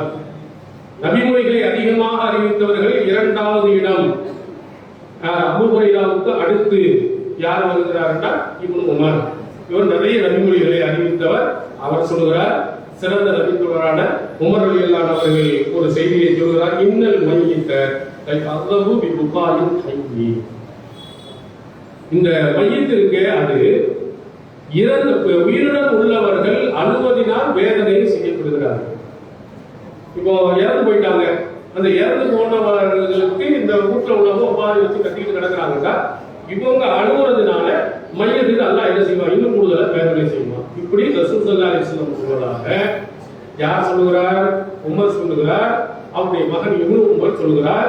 இந்த செய்தி ஆயிஷா நாயகிக்கு வருகிறது. இந்த செய்தி ஆயிஷா நாயகிக்கு வருகிறது. அப்போது அவர்கள் சொல்கிறார்கள், யபதுல்லாஹி அபி அப்துல் ரஹ்மான், அபு அப்துல் ரஹ்மானுக்கு அல்லாஹ் அருள் செய்யட்டும். யார் அபு அப்துல் ரஹ்மான்? இப்னு உமர். அல்லாஹ் அருள் செய்யட்டும். இன்னஹு லம் யக்திப், அவர் பொய்யாதவர்கள வலாக்கின் நசிய அவரத, அவர் மறந்துட்டார், அவர் தப்பா சொல்லிட்டார். ரசூல் ஸல்லல்லாஹு அலைஹி வஸல்லம் அப்படி சொல்லல. ரசூல் ஸல்லல்லாஹு அலைஹி வஸல்லம் என்ன சொன்னார்கள்? இவங்க இங்க அழுதுட்டு இருக்கிறாங்க, அவர்கள் அங்கே வேதனை செய்யப்படுகிறார். ஒரு யூத குடும்பத்துல ஒரு மையத்தா இருக்கு, இங்க ஒப்பாரி வச்சு அழுதுட்டு இருக்கிறாங்க, இங்க வேதனை ஒப்பாரி வைத்து அழுததினால் வேதனை செய்யப்படல. இது ஒரு சம்பவம், அது ஒரு சம்பவம். அங்க வேதனை செய்யப்பட்டிருக்கு, இவன் ஒப்பாரி வச்சு அழுதுட்டு இருக்கிறான். இப்படி ரசூல் ஸல்லல்லாஹு அலைஹி வஸல்லம் சொன்னார்கள். இதை என்ன செய்து விட்டார்கள்? ரெண்டையும் இணைத்து சொல்லிட்டாங்க. அப்படின்னு சொல்லிட்டு அவர்கள் அதற்கு ஆதாரமாக பல குர்ஆன் வசனங்களையும் என்ன செய்கிறார்கள், நமக்கு எடுத்து சொல்லியிருக்கிறார். எப்படி சொல்றாங்க? லா தஸிரு வாஸிரத்தம் விஸ்ர உக்ரா. எனவே தலாலத்தில் கிதாபி வ சுன்னா, சுன்னாவின் மீதுக்கு இமாம் ஷாஃபியையும் நீங்கள் சேர்த்து நீங்கள் பார்க்கலாம். ஷாஃபி இமாம் வந்து இஃப்திலாஃபுல் ஹதீஸ்னு ஒரு புத்தகம் எழுதியிருக்கார். முரண்பட்ட ஹதீஸ்கள் தான் அந்த புத்தகத்தினுடைய தலைப்பு. அதை எப்படி சரி செய்வது, அதுல எந்த செய்தி சரிங்கிறத அவர் பல ஆதாரங்களோட காட்டிட்டு இப்னு உமருடைய செய்தியையும் அதே மாதிரி ஆயிஷா நாயகி அவர்களுடைய செய்தியையும் இணைத்து அவர் சொல்லுகிறார். கால ஷாஃபி மாரவத் ஆயிஷா அன் ரசூலுல்லாஹி ஸல்லல்லாஹு அலைஹி வஸல்லம் அஸ்பஹு ஐயகுன மஃபூலன் அன்ஹு ஸல்லல்லாஹு அலைஹி வஸல்லம். ரசூல் ஸல்லல்லாஹு அலைஹி வஸல்லம் அவர்களிடத்திற்கு இந்த சரியான செய்தி எதுன்னா ஆயிஷா நாயகி அறிவிக்கிறது தான். உமர் சொன்னது, இப்னு உமர் சொன்னது அது சரியானது இல்ல. ஏன் பி தலாலத்தில் கிதாபி வ சுன்னா, திருக்குர்ஆனுடைய வேதத்தினுடைய அறிவிப்புகளும் ரசூலுல்லாஹ்வுடைய மற்ற செய்திகளும் இதற்கு சான்றாக இருக்கு. வேத குர்ஆனுடைய வசனங்கள் இதுக்கு சான்றாக இருக்கு. முதல் பாயிண்ட். அப்ப கேட்கப்படுது, என்ன வசனம் அப்படி சொல்லுங்க பார்ப்போம் அப்படின்னு சொல்லும்போது அவர்கள் சொல்கிறார்கள், லா தஸிரு வாஸிரத்தம் விஸ்ர உக்ரா, ஒருவருடைய பாவச் சுமையை இன்னொருவர் சுமக்க முடியாது. அல்லைஸல் இன்சானு இல்லா மாஸா, ஒரு மனிதன் அவன் எதை முயற்சித்தானோ அதுவே அவனுக்கு கிடைக்கும். வமை யஅமல் மிஸ்கால தரத்தின் கையரா வமை யஅமல் மிஸ்கால தரத்தின் ஷர்ரையரா, யார் ஒரு அணுவளவு நன்மையை செய்தாலும் அவர் அதை பார்ப்பார், யார் அணுவளவு தீமையை செய்தாலும் அதை அவர் பார்ப்பார். அப்போ அந்த வசனங்கள் எல்லாம் எதை காட்டுகிறது? அவன் செஞ்ச தீமைக்கு அவன் தான் பொறுப்பாளியை தவிர இவன் செஞ்சதுக்காண்டி இவன் யாரோ அழுதுட்டு இருக்கான், அதுக்காக வேண்டி இவன் தண்டிக்கிறது என்ன நியாயம்? இவர் என்ன செஞ்சாரு? அவர் செத்து போயிட்டாரு, இவன் கடந்து ஒப்பாரி வச்சு அழுதுட்டு இருக்கான், அவன் யாரோ ஒப்பாரி வைக்கிறான் அப்படின்னு இவரை போட்டு மிதிச்சா இது நியாயமே இல்லையே. அல்லாஹ் அழகா ஒருவருடைய பாவச்சுமையை இன்னொரு அவன் செஞ்சு அவன் மேல தப்பு. இதான குர்ஆனுடைய வசனம் காட்டுகிறது. அப்ப ஆயிஷா நாயகியினுடைய செய்தி தான் சரியானது. ஆயிஷா நாயகி பல செய்திகளில் நமக்கு சொல்வார்கள், ஹஸ்புக்குமுல் குர்ஆன், உனக்கு குர்ஆனே போதுமானது. இந்த கருத்து தான் சரி என்பதற்கு குர்ஆனுடைய வசனங்களையே அவர்கள் மேற்கோள் காட்டுவாங்க. அவர்கள் இப்னு உமருடைய செய்தி, இப்னு உமர் அதே மாதிரி உமருடைய செய்தி புகாரில் பதிவு செய்யப்பட்டிருக்கிறது. இந்த செய்யப்பட்ட இந்த செய்தியை, இந்த கருத்தை ஆயிஷா நாயகி மறுத்திருக்காங்க. நீ மறுக்கக்கூடாது. நேரடியாக அவங்க கண் முன்னாலே அவங்களுக்கு சொல்லப்படுகிறது. பெரிய நபி தோழர் சொன்னதாக ரசூலுல்லாஹ் மூலமாக வருது, உமர் சொன்னதாக வருது, இப்னு உமர் சொன்னதாக வருது. ஏன் மறந்தாங்க? ஏன் இப்னு உமர் பொய்யரா? உமர் அவர்கள் பொய்யரா? இட்டுக்கட்டி சொல்லக்கூடியவரா? அப்ப அவருடைய செய்தியை மறுக்கிறார்கள் என்றால் குர்ஆனுக்கு அடிப்படையான கருத்துக்களுக்கு முரண்படுமானால் அறிவிப்பாளர் கரெக்டா இருந்தாலும் மறுக்கலாம் என்பதான அவருடைய கொள்கை. உமர் அவர்கள் பொய்யன்னு சொல்றது சாத்தியமா? இப்ப நம்ம புகாரியுடைய ஹதீஸ நம்ம மலையில சொன்னா புகாரியை பொய்யான ஆக்கிட்டாங்க, முஸ்லிமே பொய் சொல்லுகிறாங்க ஆக்கிட்டாங்க, அதுல அர்த்தமா? அப்படி ஆகுமா? தெரியாம சொல்லி இருக்கலாம், அல்லது நல்ல நம்பகமான அறிவிப்பை தவறாக அறிவித்திருக்கலாம். எப்படி இப்னு உமரையும் ஆயிஷா எப்படி பார்த்தாங்க? பொய் சொல்லுபவர்களும் அல்ல, பொய்யர்களுக்கு குற்றம் சுமத்தப்பட்டவர்களும் அல்ல, அவங்களுடைய காது கேட்டதுல ஏதோ ஒரு தவறு வந்து எப்படி சொன்னாங்களோ அது போன்றுதான் ஆதாரப்பூர்வமான செய்திகளாக ஹதீஸாக இருந்தாலும் குர்ஆனுக்கு முரண்பட்டால் அல்லது மற்ற நபிமொழிகளுக்கு முரண்பட்டால் நம்ம எதிர்க்க வேண்டிய அவசியம் இல்லை என்ற கருத்தை அன்னை ஆயிஷா சித்திகா ரலியல்லாஹு அன்ஹா அவர்கள் அதுக்கு சொல்றாங்க. இன்னொரு ஒரு செய்தியை பாருங்கள். அபூ ஹுரைரா அவர்கள் சொன்னதாக, அதே மாதிரி அபூ தர் ரலியல்லாஹு அன்ஹு அவர்கள் சொன்னதாக ரசூலுல்லாஹ் இந்த ரெண்டு நபி தோழர்களும் அறிவிக்கிறாங்க. சஹீஹ் முஸ்லிம்ல 883வது செய்தியாக என்ன செய்யப்பட்டிருக்கிறது, பதிவு செய்யப்பட்டிருக்கிறது. என்னது யக்தவு ஸலாத் அல் மர்அத்து வல் இமாத் வல் கல்ப். தொழுகைக்கு முன்னால ஒரு பொம்பளை போயிட்டா அல்லது கழுத போனா அல்லது நாய் போனா தொழுகை உரிமை விடும். பார்த்த உடனே உங்களுக்கு நான் முன்னாடி சொன்னாங்க பாத்தீங்களா, அந்த செய்தியிலேயே ஒரு இதை உங்களுக்கு ஏற்க முடியாது. நீங்க தொழுதுகிட்டு இருக்கிறீங்க, எவனோ ஒருத்தர் குறுக்கால போயிட்டான், நம்ம தொழுகை ஏற்ற அவனை மீனிங்கன்னா பரவாயில்ல, நான் ஒழுங்கா தொழுதுகிட்டு இருக்கிறேன், தொழுகை நீ எதுக்கு உள்ள குறுக்கால போற, அந்த நாய்க்கு அதை வாட்டு குறுக்கால போயிடுச்சு, கழுத குறுக்கால போயிடுச்சு, அந்த தொழுகையே கூடாது, நீ தொழுக கூடாதுங்கிறது நியாயம் இல்லையே, அதுதான் நம்மளுடைய தோல். இது ஆயிஷா நாய்கிட்ட அன்றைய காலத்தில் சொல்லப்படுகிறது. ஒரு பெண்ணு குறுக்கால போயிட்டா, ஒரு நாய் போயிட்டா, கழுத போனா தொழுகை குறிக்கப்படும் சொல்லப்படுகிறது. இதை பத்தி உங்க கருத்து என்ன அப்படின்னாலும் அவங்க கொதிச்சு போயிட்டாங்க. சஃபருக்கு மூணாவில் அமீரின் பிரிக்கிறார், எங்களை போய் கழுதைக்கு நாயினையும் ஒப்பிக்கிட்டீங்களா? கழுதைக்கு என்ன சட்டமோ நாய்க்கு என்ன சட்டமோ இந்த பொம்பளைகளையும் இப்படி ஆக்கிட்டீங்களே, நாங்க அவ்வளவு மோசமான ஆளுங்களா? இது உணர்ச்சி உள்ளமா சொல்ல, ஆதாரப்பூர்வமா இருக்கிறாங்க. இது சொன்னது யாரு? ரசூலுல்லாஹ் சொன்னதாக அபூ ஹுரைரா ரலியல்லாஹு அறிவிக்கிறாங்க. ரசூலுல்லாஹ் சொன்னதாக அபூ தர் கிஃபாரி ரலியல்லாஹு அவர்கள் அறிவிக்கிறாங்க. சஹீஹ் முஸ்லிமில் பதிவு செய்யப்பட்டிருக்கு. அவங்க பெண்கள் குறுக்கால போனாங்க, அது அந்த தொழுகை முறிக்கப்படும். இந்த செய்தியை சஹீஹ் முஸ்லிமில் இருக்கும். இந்த செய்தியை யார் மறுக்கிறா? ஆயிஷா நாயகி மறுக்கிறாங்க. இது மட்டுமல்ல, அழகா அவங்க எப்போதுமே அவங்களுடைய செய்திகளை பார்த்தால் ஆதாரத்தோடு தான் வருவாங்க. சும்மா எடுக்க வந்து எல்லாத்துக்கும் ஆதாரம் காட்டுவாங்க. இதுக்கு என்ன ஆதாரம் காட்டாங்க தெரியுமா? ரசூல் ஸல்லல்லாஹு அலைஹி வஸல்லம் தொழுது கொண்டு இருக்கும்போது அவங்களுக்கு முன்னால் ஜனாஸா மாதிரி நான் குறுக்கால படுத்து கிடப்ப ரசூலா தொழுதுக்கான இருந்தாங்க. தொழுது முடிஞ்சுட்டா என்ன செய்யணும்? ரசூலா திரும்ப போய் ஒழுங்கிட்டு போது அந்த பக்கம் போ, நீ எந்த பக்கம் போய் நீ ஏன் முன்னாடி வந்து தொழுது நான் அப்படியே சொல்லணும். நான் பாட்டுக்கு படுத்துதான் கிடப்பேன், ரசூலா என்னைக்கு தொழுதுக்கான இருந்தாங்க, எங்க தொழுது முடிஞ்சு. அப்ப இந்த செய்தி என்னது? இது ஏற்றுக்கிற முடியாது. இது யார் வந்தா ஆதாரப்பூர்வமான செய்தினா, சஹீஹ் முஸ்லிமில் பதிவு செய்யப்பட்ட செய்தினா, இதை ஆயிஷா சித்திகா நபி தோழி இல்லையா, அவங்க மறுத்திருக்காங்களே. அப்போ நபி ஸல்லல்லாஹு அலைஹி வஸல்லம் அவர்களுடைய செய்திகள் என்று சொன்னா உடனே இல்ல பாருங்க, இப்படி இரண்டுக்கும் முரண்பரமா இருக்கு. இன்னொரு செய்தி இப்படி கருத்து தருது, இதான அறிவுபூர்வமா இருக்கு. ஒரு எந்த ஒருவர் பெண்ணும் முன்னாடி நடந்துட்டாலே இவனுக்கு தொழுகை முடியுது என்று சொன்னால் நம்ம அறிவு தொழில் இவனுக்கு அதுக்கு சம்மந்தமே இல்லையாங்க. ஏன் அவனுக்கு தொழில் முடியணும்? குறுக்கால போனவனுக்கு தான் ஏதாவது தண்டனை கொடுக்கலாம். நபிகளாருடைய மற்ற செய்தி இருக்கு. ரசூலுல்லாஹ் முன்னால ஆயிஷா நாயகி படுத்திருக்கிறாங்க, ரசூலுல்லாஹ் தொழுதே இருக்காங்க. அப்ப இதுதான அறிவு பொருத்தமா இருக்கு. அப்ப அந்த செய்தியில ஏதோ ஒரு சிக்கல் இருக்கு, இந்த செய்தியை நிறுத்தி வைங்க, இதுல ஏதோ ஒரு அனுக்கூலமோ குறையவோ சொல்லிட்டாங்க, இப்படித்தான் நம்ம முடிவெடுக்கணும். இது மாதிரி சில செய்திகளை தான் நபிகளாருடைய பெயர்கள்ல கவனக்குறைவாக அல்லது தவறுதலாக அல்லது அறிவிப்பாளர்கள் யாரோ ஒரு ஆள் உள்ளே நுழைந்து என்ன செஞ்சிருக்காரு, தப்பா செய்து விட்டார்கள் என்று நம்ம என்ன செய்கிறோம் சொல்லுகிறோம். இது போன்ற செய்திகள் மட்டும்தான் நம்ம ரொம்ப அரிதாக ஒரு சில செய்திகளை நம்ம என்ன செய்கிறோம், மறுக்கிறோம். இதுல ஒன்றும் பெருசாக அவர் அன்னைக்கு பார்த்தாரு, இன்னைக்கு நீங்க இல்லைங்க, நாளைக்கு அவர் பார்த்தாரு, இப்படி ஒவ்வொரு நாளும் அவர் சொன்னதுக்காக நீங்க சொல்லி எவர் சொன்னதுக்காக அவருக்கு சொல்லுகிறீர்கள் அப்படின்னு ஒரு சில கேள்விகளை இப்போ மக்கள்கிட்ட கேட்கிறாங்க. குழப்பத்துக்காக முன்னாடியே நம்ம ஒன்று சொன்னோம். இப்போ உதாரணத்துக்கு ஒரு பேரோட அதிசை வந்து குர்ஆனுக்கு முரண்படுதுன்னு சொன்னோம். பின்னாடி ஆறாவது அது முரண்படலை, சரியா தான் இருக்கு, இன்னொரு அறிவிப்பு தெளிவா இருக்கு அப்படின்னு ஒரு ஆள் சொன்னாரு. அப்ப முரண்டி இல்லையா ஏற்றுக்கிட்டோம் அப்படின்னா அன்னைக்கு முரண்டிய இன்னைக்கு மாறிய என்ன நிலை இருக்கு அப்படின்னு ஒரு கேள்வி கேட்டார்களானா இவங்க வரலாறை படிக்காதவர்கள் அல்லது படிப்பும் தெரியாதவர்கள் கணிப்பார்கள். இது உலகத்தில் உள்ள எல்லாருக்கும் எல்லா நல்ல மனிதர்களுக்கும் நடப்பதுதான். இமாம் ஷாஃபியை நீங்கள் எடுத்துக்கொள்ளுங்கள், அவருடைய செய்தியில ரெண்டு செய்தி வச்சுக்கோம், கதீம் கதீம். கதீம் தான் ஆரம்ப காலத்தில் சொன்ன ஒரு செய்தி, இரண்டாவது ஜதீத் புதிய கருத்து, பிந்திய காலத்துல சொன்னார். பழையது புதியது, பழைய காலத்துல சொன்ன சட்டங்கள் புதிய காலத்தில் உள்ள சட்டங்கள், இப்படி ரெண்டு விதமான கருத்து ஷாஃபி இமாம்க்கு இருக்கு. ஆனால் அவர் திட்டப்படியல முன்னாடி உன்னைய சொல்லி தெரிஞ்சா கேட்டு மாத்துறேன் அப்ப சரின்னு தெரிஞ்சு நான் அப்ப சொன்னேன், இப்ப அதை விட ஒரு நல்ல செய்தி கிடைச்சு அதனால மாத்திக்கிட்டேன்னு சொல்லுவாரு. அது மாதிரி நமக்கு நம்ம பிடிவாதமா இல்ல சரியான செய்திகள் தான் மாத்திக்குவோம்.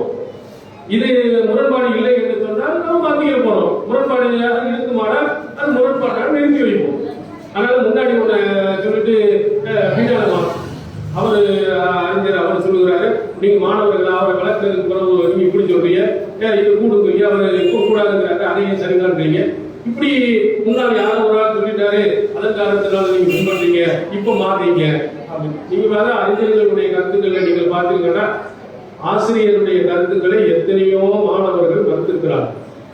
அவங்க தக்லீது பண்ணது இல்லை, காப்பி எடுத்தது இல்லை. முன்னாடி ஒருத்தர் சொன்னா கரெக்டா இருந்தா ஏற்றுக்கணும், இல்லட்டா இல்லை. அதனால அவங்க காப்பி எடுத்தோம், அவங்க கொள்கையில ஏற்றுக்கிறது இல்லை. நம்ம இப்போ சிரிக்க கூடாதுங்கிறோம், தாயத்தை அணியக்கூடாதுன்னு இருக்கிறோம். இதுதான் அணிகளுடைய எங்களுக்கு என்ன அர்த்தமா? நம்ம சொல்றோம் சிறுக்கு என்ன செய்யக்கூடாது, வைக்கக்கூடாது, தனியாக போகக்கூடாது, தாயத்தை கட்டக்கூடாது. இது நம்ம சொல்றோம். இதே கருத்து அவங்களும் சொல்றாங்க. எங்களை நீங்க பின்பற்றீங்கன்னு சொல்லுவீங்களா? தக்லீது நீங்க என்ன சொல்லுவீங்க? குரான் சரியா இருக்கு, அது எதுக்கு தெரியாது. அது மாதிரி தான் முன்னாள் சொல்லியிருந்தாங்க. கரெக்டா இருந்தா ஏற்றுக்குவோம், தவறு சொன்னா தவறுக்குவோம். நீங்க எப்படி நாங்க சொன்ன கருத்தை வந்து எங்களுக்கான ஏற்கல நியாயம் என்பதன் காரணத்தினால் ஏற்றுக்கிட்டோம்னு சொன்னீங்கன்னா அதே கருத்து. ஒரு ஆசிரியராக ஒரு முன்னாடி சொன்னாங்கன்னா அதை மறுக்க கூடாது இல்ல, நிறைய கருத்துக்களை மறுத்திருக்காங்க. அபு ஹனீஃபா, நீங்க வரலாறு எடுத்து பாருங்க. அபு ஹனீஃபாவுடைய 2 மாணவர்கள் இருக்கிறாங்க. முகமது ஒரு ஆள் இருக்காரு, யூசுப் ஒரு ஆள் இருக்காரு. நீங்க மதுஹப் நூலை நீங்க படித்து பார்த்தீங்கன்னா உதாரணத்துக்கு ஹிதாயா மதுஹபினுடைய நூல், மதுஹப் அதுல அபு ஹனீஃபா சொல்லுகிற ஹிலாஃபா நீங்க முகமது இமாமுக்கு மாற்றமாக, கிலாபுல் அபி யூசுஃப்க்கு மாற்றமாக அபு ஹனீஃபா சொன்னதுக்கு அவங்க 2 மாணவர்கள் மாற்றமாக சொல்றாங்க. ஜுஃபர்ங்கிறவர் அவர் ஹனபி மதுஹபை சார்ந்தவர் தான். எப்போ பார்த்தாலும் கிலாபுல் ஜுஃபர் தான் வரும். ஜுஃபர் இமாமுக்கு மாற்றமாக அவர் அந்த மதுஹபில் உள்ள பல சட்டங்களை மாற்றி தான் இருக்காரு. என்ன கேட்டா சொன்னா அவர் ஆசிரியர் சொல்றதுல முன்னாடி சொல்ல கரெக்டா இருக்கு, இந்த கருத்து சரியில்லை. இப்ப உதாரணத்துக்கு நம்ம இமாம் ஷாஃபியுடைய கதீம் ஜதீத் 2 இருக்கா இல்லையா? பழைய செய்தி புதிய செய்தி. பழையதுல சரியில்லைங்கிறத புதியதை மாத்துறாரு. ஆனால் அவங்களுடைய இமாம்கள் ஷாஃபி மதுஹபை ஏற்றிருக்கக்கூடிய அந்த இமாம்கள் அவங்க என்ன சொல்றாங்க தெரியுமா? கதீம் சில சட்டங்கள்ல கதீம் ஆரம்ப காலத்தில் சொன்னதான் சரியா இருக்கு, அது மாதிரிதான் பத்தவா கொடுத்துருக்காங்க. ஷாஃபிமா மாத்துறாரு, முதல்ல சொன்ன சட்டத்துக்கு மாற்றமாக புதுசா ஒரு சட்டத்தை சொல்றாரு, இறந்து போயிட்டாரு. பின்னால் வந்த இமாம்கள் என்ன பதில் சொல்கிறார்கள் என்றால் புதிய சட்டத்தை விட ஆரம்பத்தில் சொன்னதான் கரெக்டா இருக்கு, அது மாதிரிதான் பத்துவாங்க. அப்படி பத்துவா கொடுத்திருக்காங்க. அது மதிமூன் என்ற நூல்ல நீங்க எடுத்து பாருங்க. ஷாஃபி மதுஹப் நூல்ல ஏராளமான செய்திகள் நடக்குது, எல்லாத்தையும் நடக்கக்கூடியது. அது முன்னாடி சொல்லலாம், பின்னாடி சொல்லலாம், முன்னாடி மாத்துறீங்க, பின்னாடி மாத்துறீங்க, இதெல்லாம் ஒரு வாதமே கிடையாது. கண்டிப்பாக மாற்றதான் செய்வோம். நியாயம் என்று பட்டால், சரி என்று பட்டால் முன்னால் உள்ளதை மாற்றுவோம். எத்தனையோ செய்திகள் முன்னால் சரி என்று சொன்னதை லைஃப் என்று நம்ம மாற்றி இருக்கிறோம். சில ஹதீஸ்களை கூடாது என்று சொல்லிவிட்டு திரும்ப கூடும் என்று சொல்லியிருக்கோம். உதாரணத்துக்கு பெண்கள் எல்லாம் என்ன செய்யக்கூடாது, ஜியாரத் செய்யக்கூடாது ஆரம்பத்தில் சொல்லிடுவோம். ஜியாரத் செய்வது பெண்களும் போகக்கூடாது, ஆண்களும் போகக்கூடாது. முன்னால ஆண்கள் போறதுக்கு அனுமதி இருக்கு, பெண்களுக்கு இல்லை. பின்னர் சில நபிமொழிகள்லாம் பார்த்து ஆயிஷா நாயகி போனது, ஆயிஷா நாயகி கேட்கறது. இந்த நபிமொழிகள்லாம் பார்த்து ஆயிஷா நாயகி கூட என்ன சொல்லியிருக்கிறாங்க, அங்க போயிருக்காங்க, ரசூலா கூப்பிட்டு வந்து போயிருக்காங்க. என்ன அங்க போனா ஓதன்னு கேட்கணுமோ, அஸ்ஸலாமு அலைக்கும் அந்த துவாவை கட்டுங்கிற ரசூலா கற்றுக் கொடுத்துருக்காங்க, அதனால போகலாம்னு சொல்லணும். இப்படி நிறைய செய்திகள் இருக்க தெரியுது. அதனால முன்னாடி சொன்னதை மாற்ற மாட்டோம் இல்லை. கரெக்டா இருந்தா மாற்றவும், கரெக்டா இல்ல பழைய சொன்னதே கரெக்டா இருந்தா அப்படியே போகும். இது யாருடைய சொல்லும் உறுதி இல்லை. எங்க சொல்லதான் நீங்க பின்பற்றிட்டு மூண்டிக்கிட்டு நிற்க வேண்டும் என்று நாம சொல்லவும் இல்லை.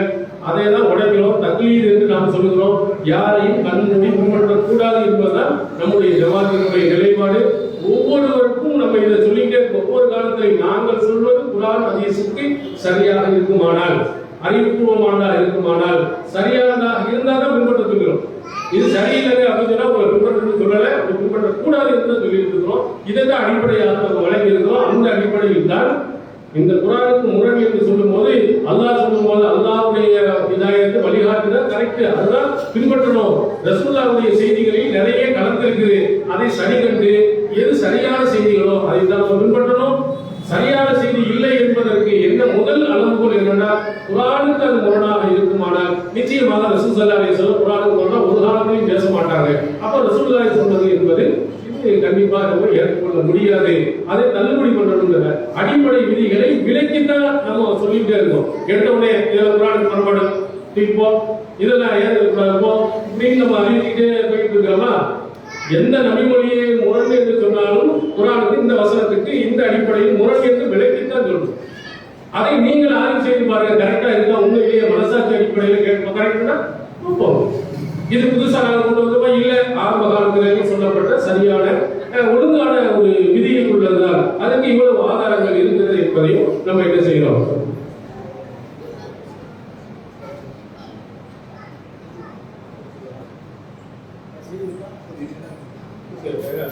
நிறைய இருக்கு. இது வந்து மாசக்கணக்கில் பேச வேண்டிய சரி. இந்த ஹதீஸ்களை பற்றி உள்ள விதிமுறைகள் நிறைய, சில ஆட்களுக்கு வந்து கொஞ்சம் புரிவதற்கு கொஞ்சம் கஷ்டமாக கூட இருக்கலாம்.